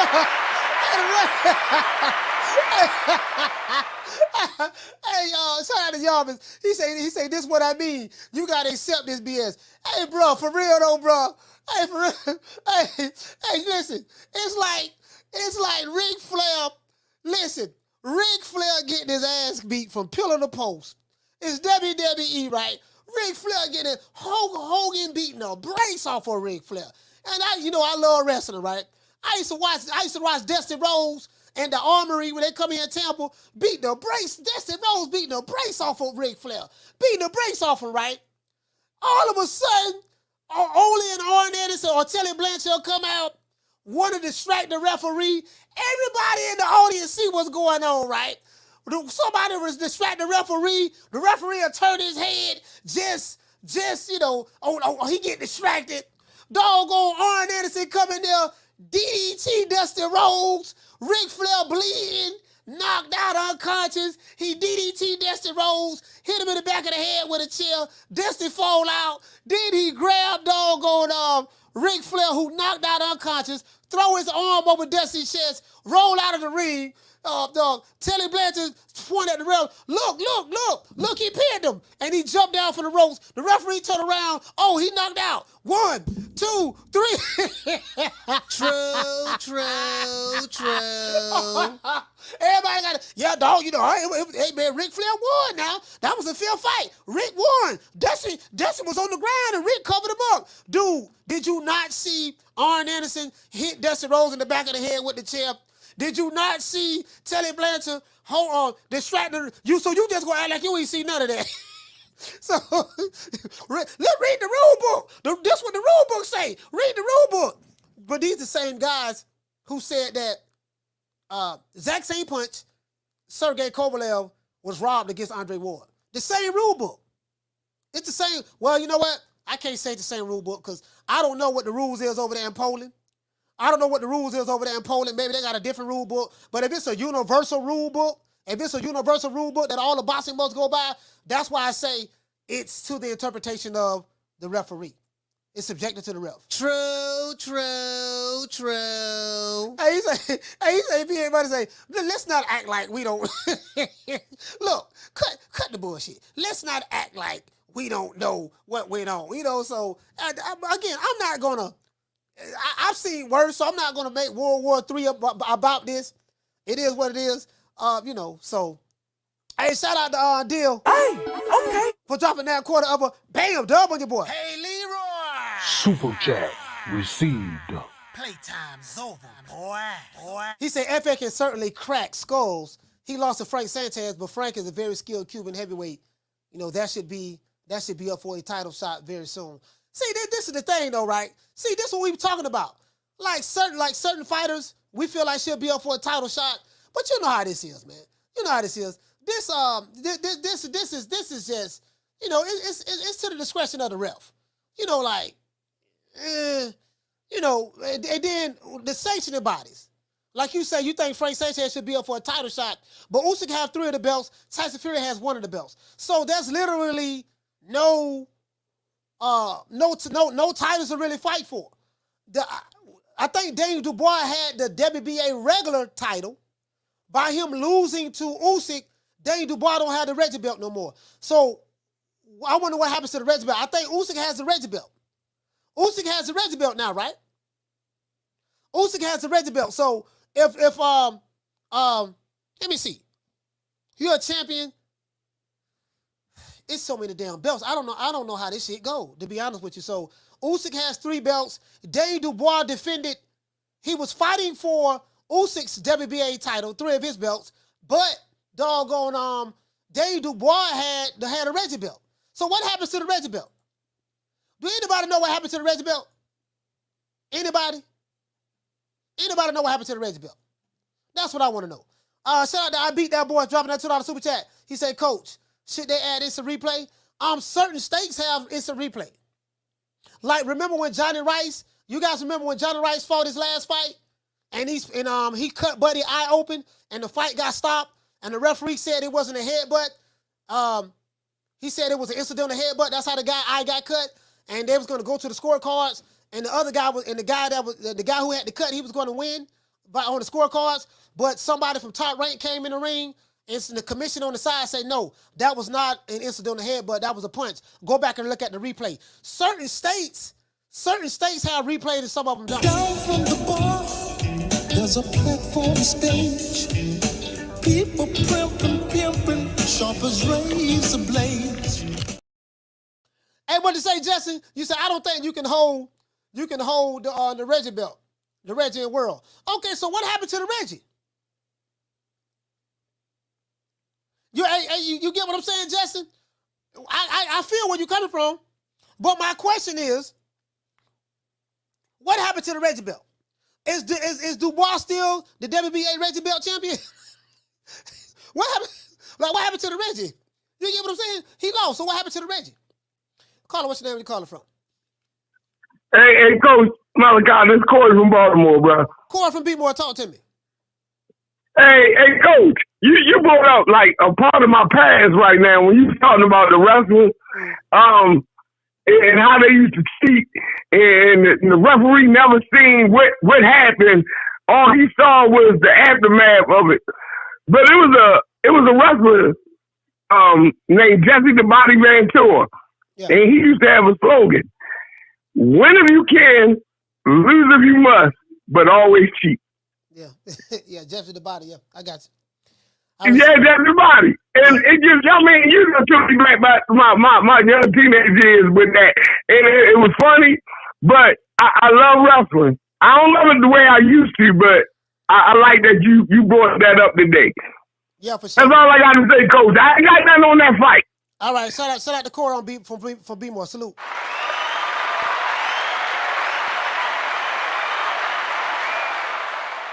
And see, this is the thing, though, right? Also, they don't have nothing like Universal.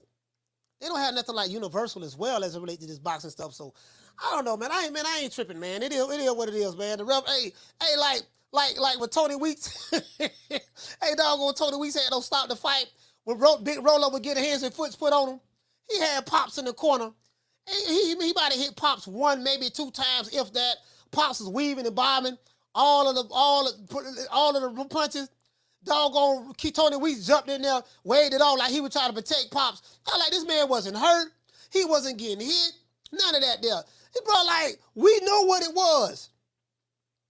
Listen, bro, I gotta say this, fam. I know y'all ain't gonna want to hear this, but it is. I gotta be honest.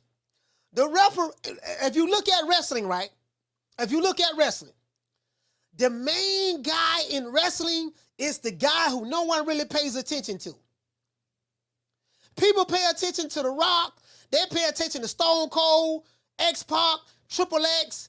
Bret the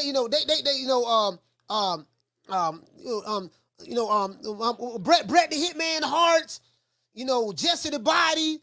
What's my main man name? Superstar Billy Graham. They pay attention to everybody but the referee.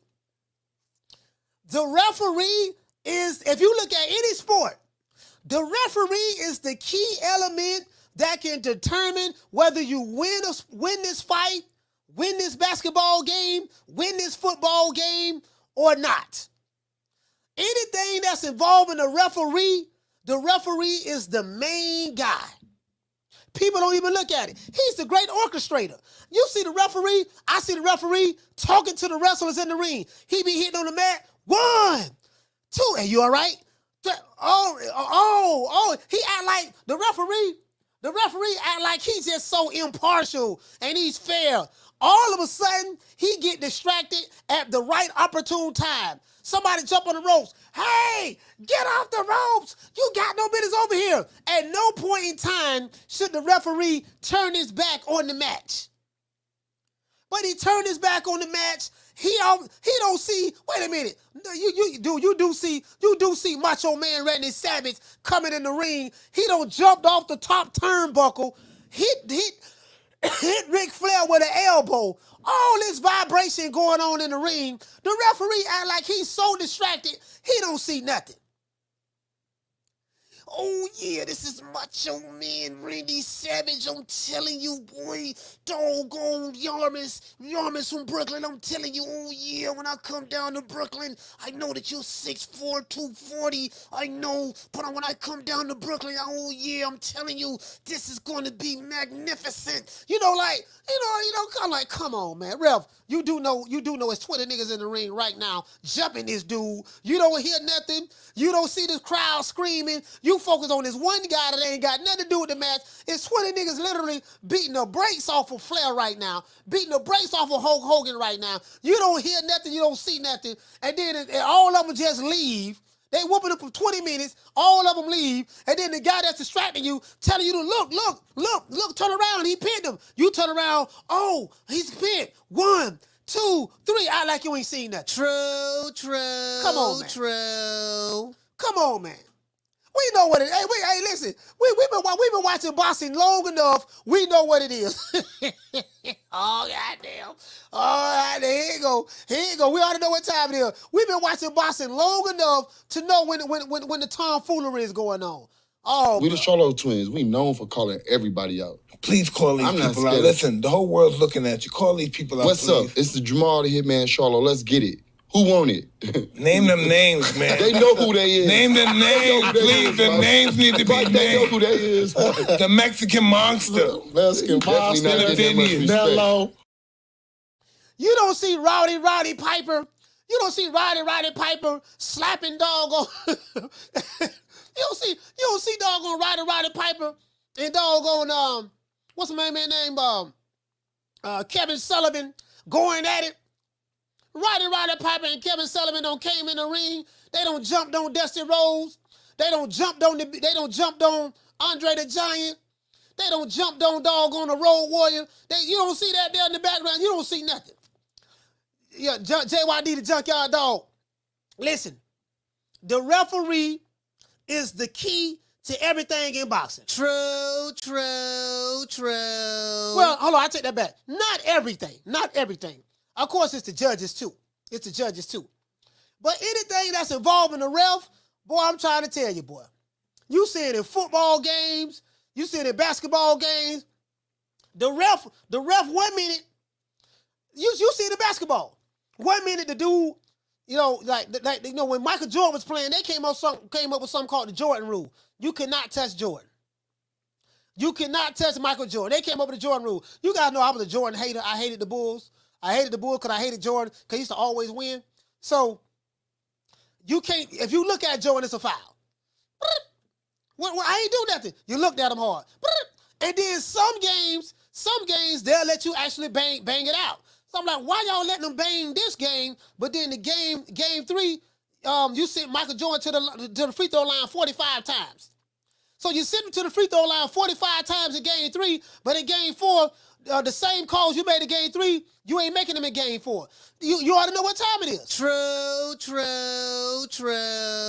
What did it say, the Legion of Doom? I used to love the Legion of Doom. Hawk and Animal. Oh, I used to love Hawk and Animal, boy. You can believe that.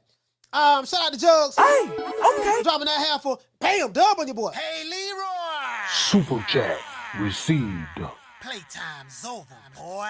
Listen, we need 14 more likes. But I love wrestling, boy. Wrestling, we say wrestling down. We finna go to the wrestling match. We call wrestling WRASTLIN. We finna go to the wrestling match. Watch wrestling. See, I like the old school wrestling. I don't watch wrestling no more. The wrestling today it's trash. It's just straight trash. Shout out to Jugs. He said, Coach, did you just do the Macho Man? He said, let me hear that, bro. Yeah, listen, I love Macho Man, man. Macho Man, doggone, the Ultimate Warrior. Shit, nigga, doggone Roddy Piper. I know my wrestling, boy. Listen, I know my wrestling very well. You can believe that. Shut that soft ass shit up. And the best man to win. That's some soft ass shit. Shut that soft ass shit up. All that soft talking. I know you can do it, man. You got to. Man, shut that soft ass shit up. Hey, you already know, boy. I'm trying to tell you, boy. Like, bro, listen. This is a true story. 1982. Now, you know what? It could have been 81. Either 81 or 82. One of those years, right? I think I was 7 or 8 years old, right? Probably, I think I was about 7 or 8. I think I was about 8. My daddy took me to the wrestling match, right? Right down on MacDill. The wrestling match used to be in Tampa. If you're from Tampa, you know what I'm talking about. The wrestling matches used to be at the Armory. Right down on MacDill. Right there in West Tampa. All the matches used to be in West Tampa, right? Right at the Armory, right? We went to the Armory, dog. They had Gordon Soley. Gordon Soley was the commentator. Gordon Soley, that's when it was NWA. They had NWA here, right? And wrestling used to be in many different regions. The southern region, Georgia. You had many different promoters and stuff throughout the regions, right? A lot of you young jitterbugs don't know nothing about that. Doggone, bro. Dusty Rhodes was fighting Ric Flair.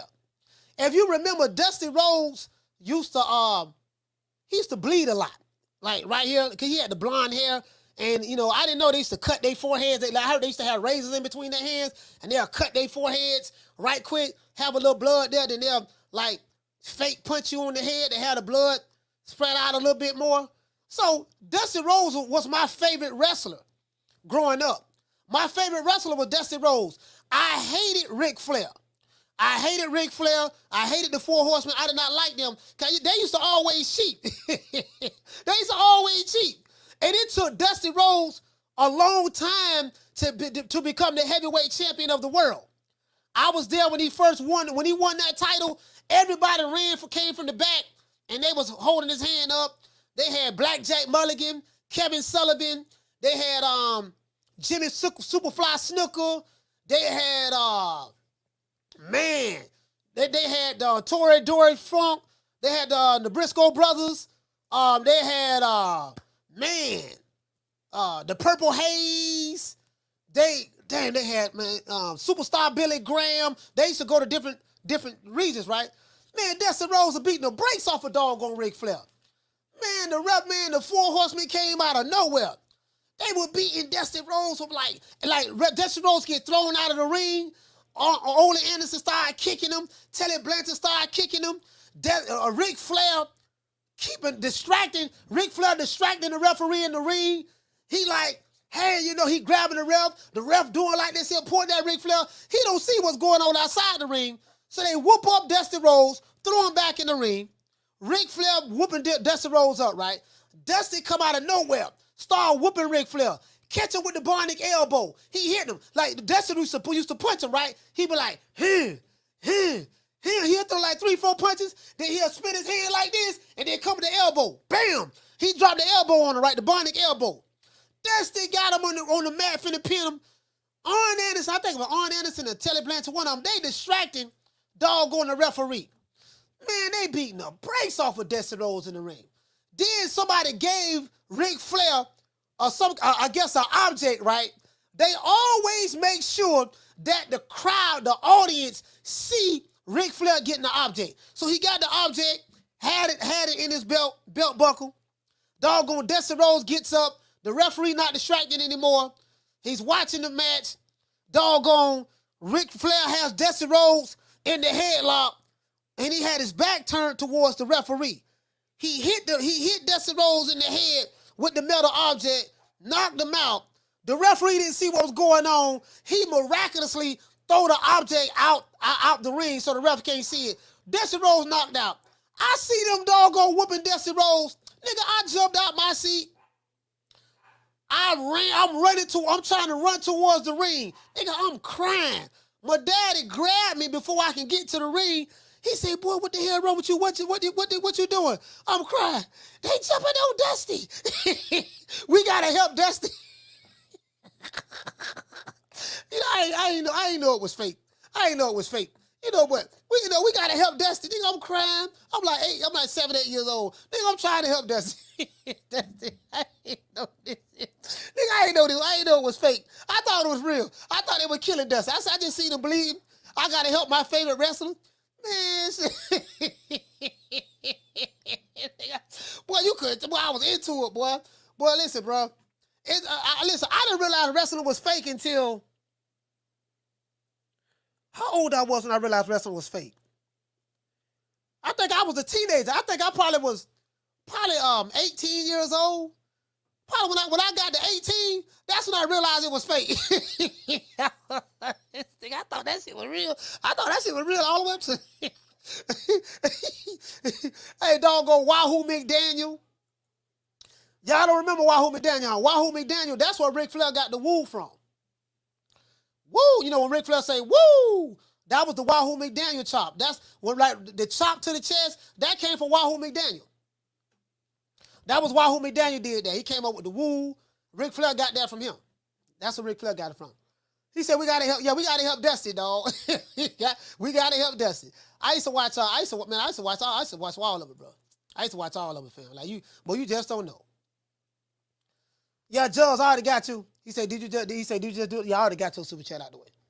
And then what I'm trying to tell you, boy, like, boy, I I like that the wrestling they have out now. I can't watch that stuff, man. I mean, that stuff, man. You see them talking to each other in the ring. They don't know how to sell the sport. Down from the bar, there's a platform stage.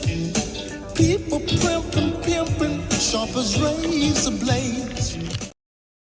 They don't know how to sell a sport. Like, I said, who these characters are? Like, who these characters are? Hey, shout out to Jamie Rivera. Hey, okay. Dropping that $2 dub on your boy Cash App. He said, for all the wrestling talk, brought back fond memories. Yes, sir, man. Yeah, for real, though. Yeah, man, like, y'all, and for those who don't believe me, go back, for the young jitterbugs that don't believe me, go back and look up Wahoo McDaniel. Wahoo McDaniel coming there, he was an Indian, right? He coming there with his feathers. That's where the karate chop and the woo come from. That come from Wahoo McDaniel.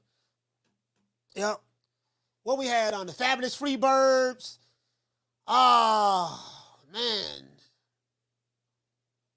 Man, I gotta go back, bro. I gotta go back and listen to, like, look at all the old stuff. We talking about 82, 81, 82, 83, 84. Hell, even in 1980, 80, 81, 82, 83, 84. Then, of course, the 70s and stuff, but I'm just going back far as I can remember. You get what I'm saying? Yeah, bro, we got to go back. We got to go back and look at that there, man. Yeah, the Midnight Express. The Midnight Express. Yeah, for sure. See, you going back. The Midnight Express. Yeah, the Von Erichs. The Von Erichs. You get what I'm saying? Yeah, the Von Erichs. Yeah, for sure. For sure, who else we got? He said Omaha used to be the professional wrestling mecca. Yeah, for sure.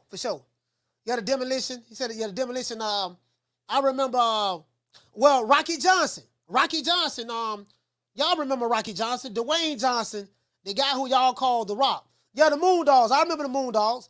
The guy who y'all called The Rock today, Dwayne Johnson, he got his name from his dad, Rocky. Rocky Johnson, he called himself The Rock. Rocky Johnson. I remember Rocky Johnson. What's my main man name? Was it Larry Simmons? Larry Simmons. He say domination. He say nation of domination. Nation of domination came later.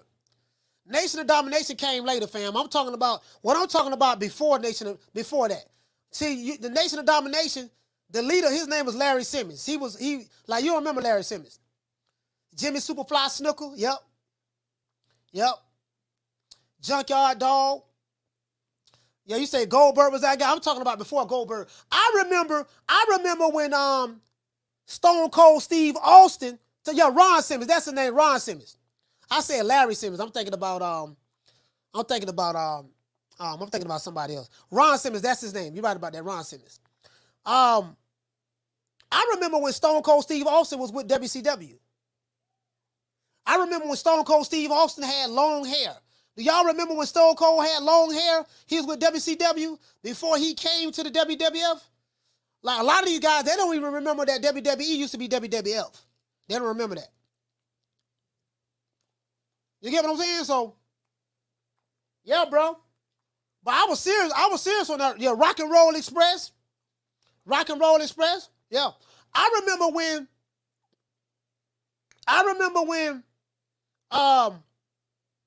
The Undertaker was under his real name with WCW. Do y'all remember that? I remember when The Undertaker was under his real name on WCW before he went to WWF. I remember that. Yeah, Sid Vicious. I remember Sid Vicious. Yeah, man. So I'm trying to tell you, boy. Well, I can talk about wrestling all day, boy. And the wrestling matches, their promos was crazy. Caller, what's your name? Where you calling from? Hey, Coach, this is Corey from Baltimore. Corey from Baltimore, talk to me. Yeah, hey, Coach. I remember when Rocky Johnson, I was a little boy. Yeah. When Rocky Johnson was wrestling, him and Tony Atlas was a tag team, and I remember they beat the Wild Samoans for the tag team title. Yeah, man. That you bringing back all my memories, man. I mean, because wrestling was very good. I knew that it later in life that I found out it was fake, but they entertained the hell out of us. Yeah, for sure. Yeah, they did. Hey, shout out to Corey from B-More. Salute, fam. Hey, what Coach Lee say? Yeah. Hey, Coach Lee say Magnum TA. Yeah, I forget. You know Magnum TA, the Heart Foundation. Yeah, for sure. I definitely remember that. You get what I'm saying? So, and then the wrestling promos were crazy. Hold on, I'm gonna show y'all a promo. Now this video, this show may get flagged for this. I'm not gonna lie, cause WWE don't play. But I gotta show this. I want y'all to hear this promo. Y'all, I want y'all to hear this promo. This is like they don't sell the sport like they used to, bro. They don't sell it like they used to. They don't sell the sport like they used to, man. I'm talking about wrestling, man. Like, bro, y'all don't get it, dog. But I was serious on that wrestling. Hold on. Y'all don't. I'm gonna let y'all hear this promo. Check this out. These jitterballs don't know. Ramon and Ric Flair gotta face the Ultimate Maniacs of the Survivor Series. Ooh, yeah! Explosiveness that can never, ever be recreated. A chemical combustion that forms a bond forever and ever, which means the Ultimate Maniacs are totally out of control. Oh, my God, out of control. Hey, this Ultimate Warrior Macho Man. You guys backed yourselves into right here. Yeah. Oh, let me let y'all see. You see any back door? Do you see any door which you can escape? No, you don't. Because this wall is made of solid steel that is bonded by all the Ultimate Maniacs all over the world because we know how to survive. And at the Survivor Series, the Ultimate Warrior and the Macho Man and the Ultimate Maniacs will survive. 2 weeks away. Gotta face the Ultimate Maniacs at the Survivor Series. Ooh, yeah! Explosiveness that can never, ever. 2 weeks away. Hey, bro. What is happening? Boy, listen, they had some crazy promos, brother. The promos. Well, you know what, brother? Let me tell you something, Mean Gene. I'm like saying all of them Hulkamaniacs out there, brother. Bro, like, the promos. They used to sell, and what did he say? He said they were coked out. Yeah, they were definitely coked out now. True. Yeah, they were definitely coked out. That's real. They were coked out, man. Ultimate Warrior and Macho Man, they was on that scuttlebutter. They were definitely on that scuttlebutter. And Roddy Piper, he was on it too. Roddy Piper was on it too. They was on that scuttlebutter.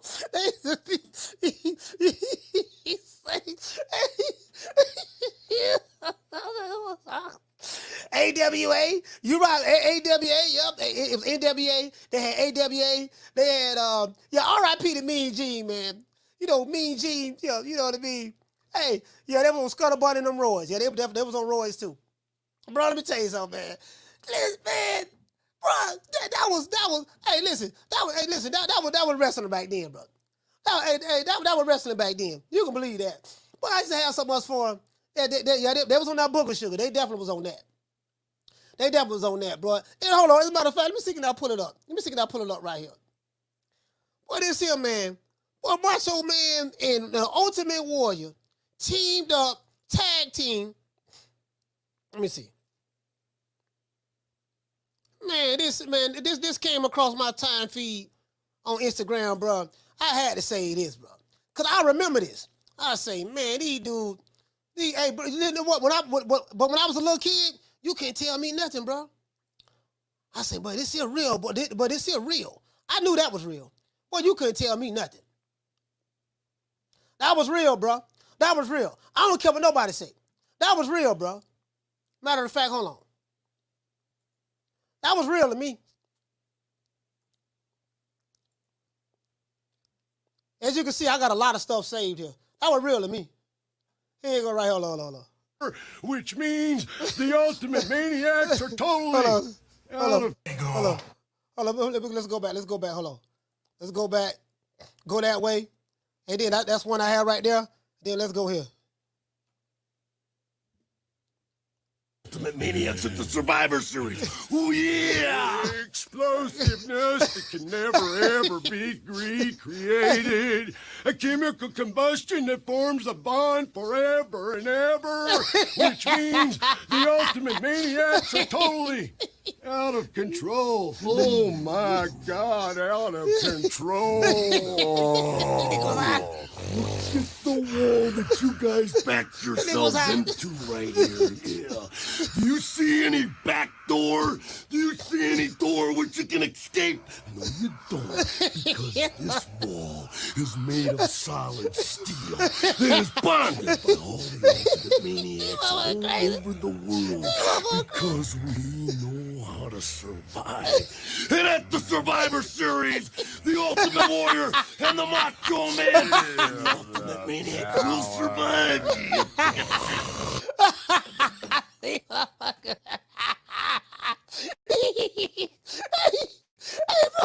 boy, they was on it, boy. Hold on, my computer froze up. Boy, they was on it, boy, they was on that good scuttle butter, boy, they was on that scuttle butter, boy. True. Hey, they was on scuttle butter. Hey, can't nobody tell me nothing, bro. Boy, I say, yeah, but they was on that there, boy. They was on that thigh out there, boy. Boy, they was on that thigh out. Boy, they was, they was on that thigh out there, boy. They was up there, boy. Growling. He say, do you see any back doors?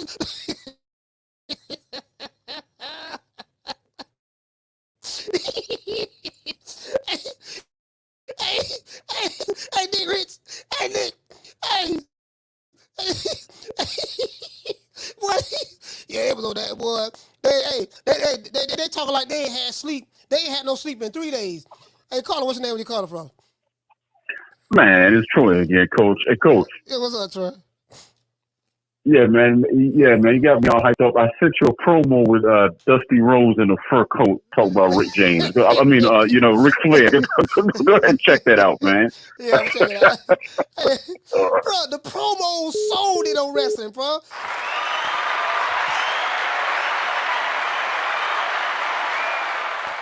Listen, the wrestling promos were second to none. Hold on, I got some more. The wrestling promos were second to none, bro. Bro, nothing beats wrestling promo. Hey, y'all remember this? Hey, I got one for you. Hold on, y'all remember this? Hold on, I got one for you right here, boy. This one here, boy. You know, I got one for you. Hold on. I got one for you. Hold on. I got one for you right. Oh, here you go right here. Yeah, I got one for you, boy. Your thoughts before you get in with Mike Tyson. Now Peter, his son, fights. Peter, we have you for just a moment before you... When you don't have... Hold on, guys. I got one for you. Hold on, I got one for you. I got one for you right here. Y'all check this out. Y'all remember when Mike Tyson fought Peter McNeely? Y'all remember that? Y'all remember this one? Hold on. When you don't have... Now Peter, his son, fights. Peter, we have you for just a moment before you go out into the ring. Your thoughts before you get in with Mike Tyson. This is for my grandfathers, my grandmothers, my father, my mother, Curly, my 3 brothers, last but not least, Snobby. Mr. McNeely, what was it that you have told your son? And last but not least, Medfield. Peter, his son, fights. Peter, we have you for just a moment before you go out into the ring. He say, this is for Curly. No, he say,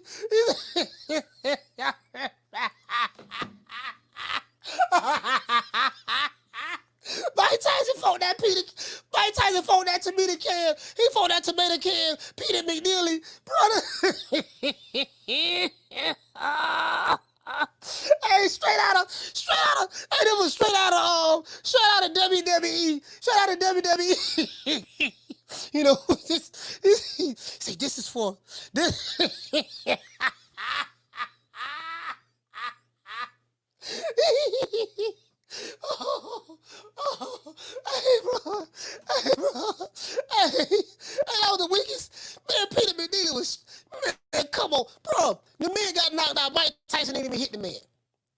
bro, like, I ain't gonna lie, it was a couple of fights Tyson won, bro, that he literally didn't hit the people. Like, Tyson was in some setup fights, so let's be real. Like, Tyson was in some setup fights. And they had Peter McNeely, man, Mike Tyson didn't even hit him, man. He threw a hook off the ropes, barely nipped his chin, and he fell and hit the ground and bounced up off the mat on his knee. I say, man, come on, man. Man, he say, nah, coach, he did hit Peter McNeely. They started before he was done. No, I'm talking about one of the knockdowns. Like he had dropped Peter McNeely a couple of times.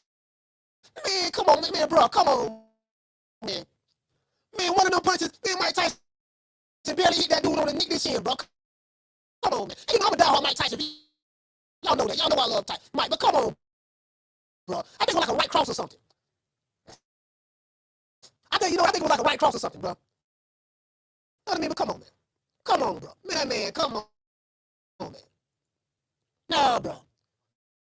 No, man. I can't. I love Mike, man, but I can't cap, bro. I can't cap, man. I seen several questionable wins. You know, I don't call it like I see it now. Some of the wins are like, hold on, man. Hold on, Mike ain't. Hey, Mike ain't hit that dude. That dude just went down. Shout out to Shad. Hey, okay. We're dropping that half for bam, dub on your boy. Hey, Leroy. Super chat received. Playtime's over, boy. See, I'm losing connection. I got you. Let me look at the stream. All right, it's showing out. It's fixing to rain, guys, so the weather's fixing to rain, so. Pour out rain. We got a hurricane, like a tropical storm coming this way, so it is what it is. Anyway, hey, yeah, Bruce, I remember that Bruce Seldom. Listen, like y'all, do y'all remember the Malik Scott one? Malik Scott and Wilder? Man, come on. Remember Malik Scott and Wilder? Man, bruh. Malik Scott, listen, Wilder hit the man in the gloves. Malik Scott gently laid himself down on the mat, and he making eye contact with Wilder. Like, Wilder hit the man on the gloves, slapped him. He slapped the side of his head, like with a slapping left hook, and he threw the right hand down the pipe. He hit doggone Malik Scott on the gloves.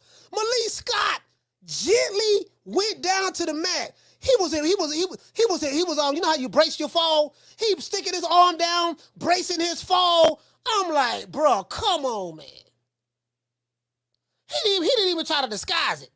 Ellie sat back. No, man, you don't know. Like, you don't understand how the power of Deontay Wilder. Deontay Wilder is that powerful. They showed Wilder walking to the ropes, waiting for the referee to make the count. Wilder look at Malik Scott.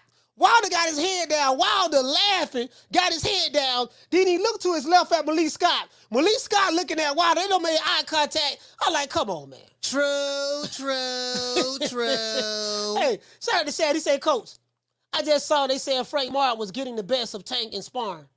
He said, is this the way they got to do to help sell the fight between him and Shakur? Yeah. That's what they doing. It's the same thing they said about Errol Spence. He gave Floyd Mayweather a black eye. Nobody had any receipts on it. They just put that out there to say, yeah, man, Frank Martin, he put hands and foot on Tank in sparring.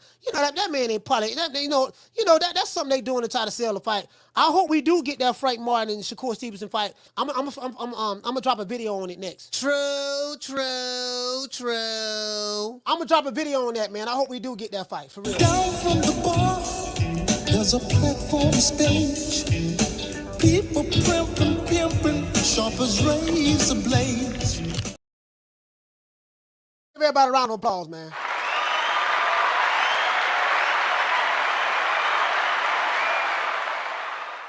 Yeah, I hope we do get that, man. There's been some questionable. Hey,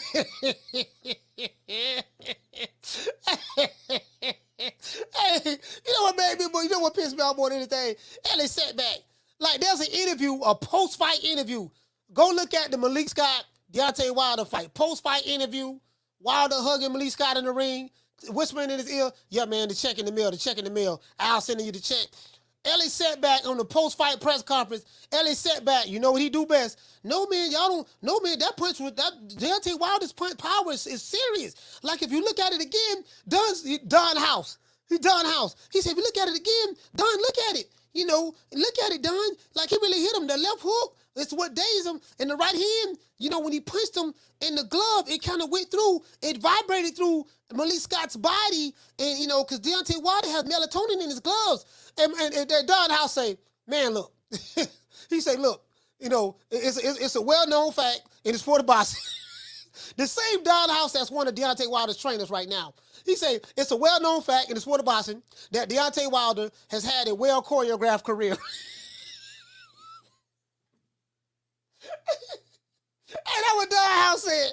Don House say, it's a well-known fact that Deontay Wilder had a well-known choreographed career. Go, I got the video saved. Y'all go back and watch that. The interview is from 2015. It's on Ellie Sucker Nigga Netsack channel. It's from 2015. Type in Don House, Bermain Stavern, and Bermain Stavern is going to fight Chris Arreola. It's 2015. Y'all go watch that. True. Y'all go watch that. For real though. Let's give everybody a round of applause.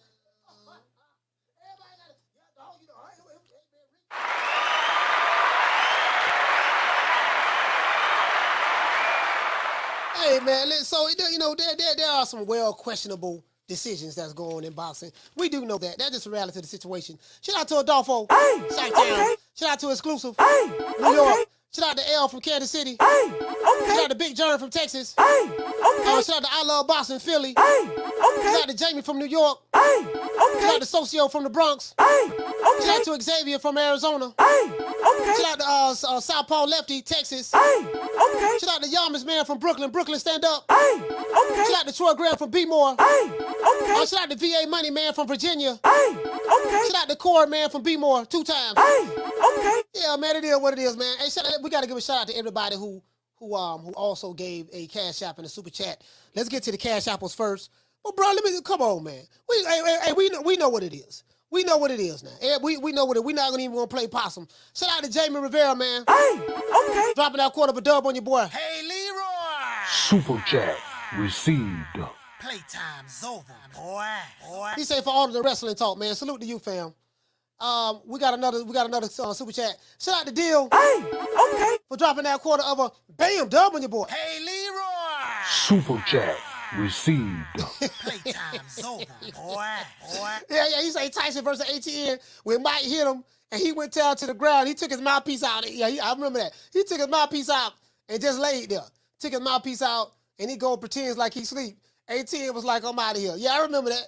That was another one. And listen, there's a lot of fighters, not all, but there's quite a few fighters, bro. Like, bro, come on, man. This man didn't get knocked out, man. This man did not get knocked out, bro. Come on, man. You know, it is what it is, though. You know what I mean? Shout out to Deal 47, 87. Shout out to Shad 1419. Shout out to Jugs. Shout out to I Beat That Boy. Shout out to Jasper. Shout out to Raider Reaper. Shout out to Massachusetts Fishing and Growing. And shout out to Deal 87, man. Shout out to Nick Rich. Shout out to Lisa Bales. Shout out to Food Revolution. Shout out to Passion for Beauty. Shout out to La Jessica. Shout out to Elena. Shout out to MK. What's going on, fam? MK Productions. Shout out to L Harvey. Shout out to Jamie Rivera. Shout out to who else we have in the building? Shout out to MAW. Shout out to JC in the building. Shout out to my sister Elena. Shout out to John B. Poetic. Shout out to who else we have in the building? Shout out to Eric G from H-Town. Shout out to Nelly Content. Shout out to my sister Nick Rich. Shout out to Legacy Mindset. Shout out to Carl A. Dusty. Shout out to Strangingness. Let's see. Shout out to SP Got Beats. Shout out to Eric Grimey. Shout out to who else we have? Shout out to School of X-Man. Shout out to Thug and D, man. Sorry about that, guys. Shout out to Thug and D. Shout out to JC. Shout out to Marvelous. Hey, you know what we need to do? We need to find out what's going to happen to the Reggie belt. The heavyweight, we do know Daniel Dubois fought Oleksandr Usyk. Daniel Dubois was the Reggie belt champion. We need to find out what's going to happen to that belt. See you guys, man, tomorrow, 3 o'clock Eastern Standard Time. You know, we're gonna be promoting. I want people to sign up for my mailing list, so you'll get every time I go live, you will receive a notification directly from me. I'll send it to you, let you know we going live, just in case YouTube, you know what I mean, don't send out the notifications. You know, we got to see all praises due to the Most High, the most exalted, Mr. Al Heyman. Well, you know, I guess I got to be like everybody else and sing Al Heyman. I can quit my job now, baby. 6 figures, baby. You feel me? I'm about to But a name. Do you have a name? Oh, nah, I ain't got no name, you know. Name them names, man. They know who they is. Name them names, please. The names need to be named. They know who they is. The Mexican monster. Somebody at my door, Book Cookie over there barking like she crazy. Who at the door? Oh, that's the neighbors. That's the neighbors. It is what it is, man. Hey, anybody, man? Well, I appreciate everybody showing up, man. You know, we had a pretty good show today. Anybody who watching the show, hate watching, didn't want to hit the like button, Riley, get him. Fuck you. Fuck the plane you flew in on. Fuck them shoes. Fuck the socks with the bell on it. Fuck them cheap ass cigars. Fuck your yuck mouth teeth. Fuck your hairpiece. Fuck your chocolate. Fuck Guy Ritchie. Fuck Prince William. Fuck the Queen. This is America. My president is black and my Lambo is blue, nigga. Now get the fuck out of my hotel room. And if I see you in the street, I'm slapping the shit out of you.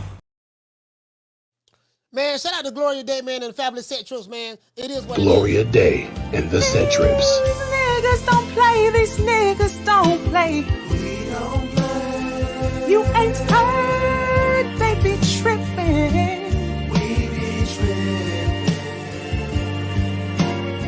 So they swerving on. We swerve on. No faking and no snitching.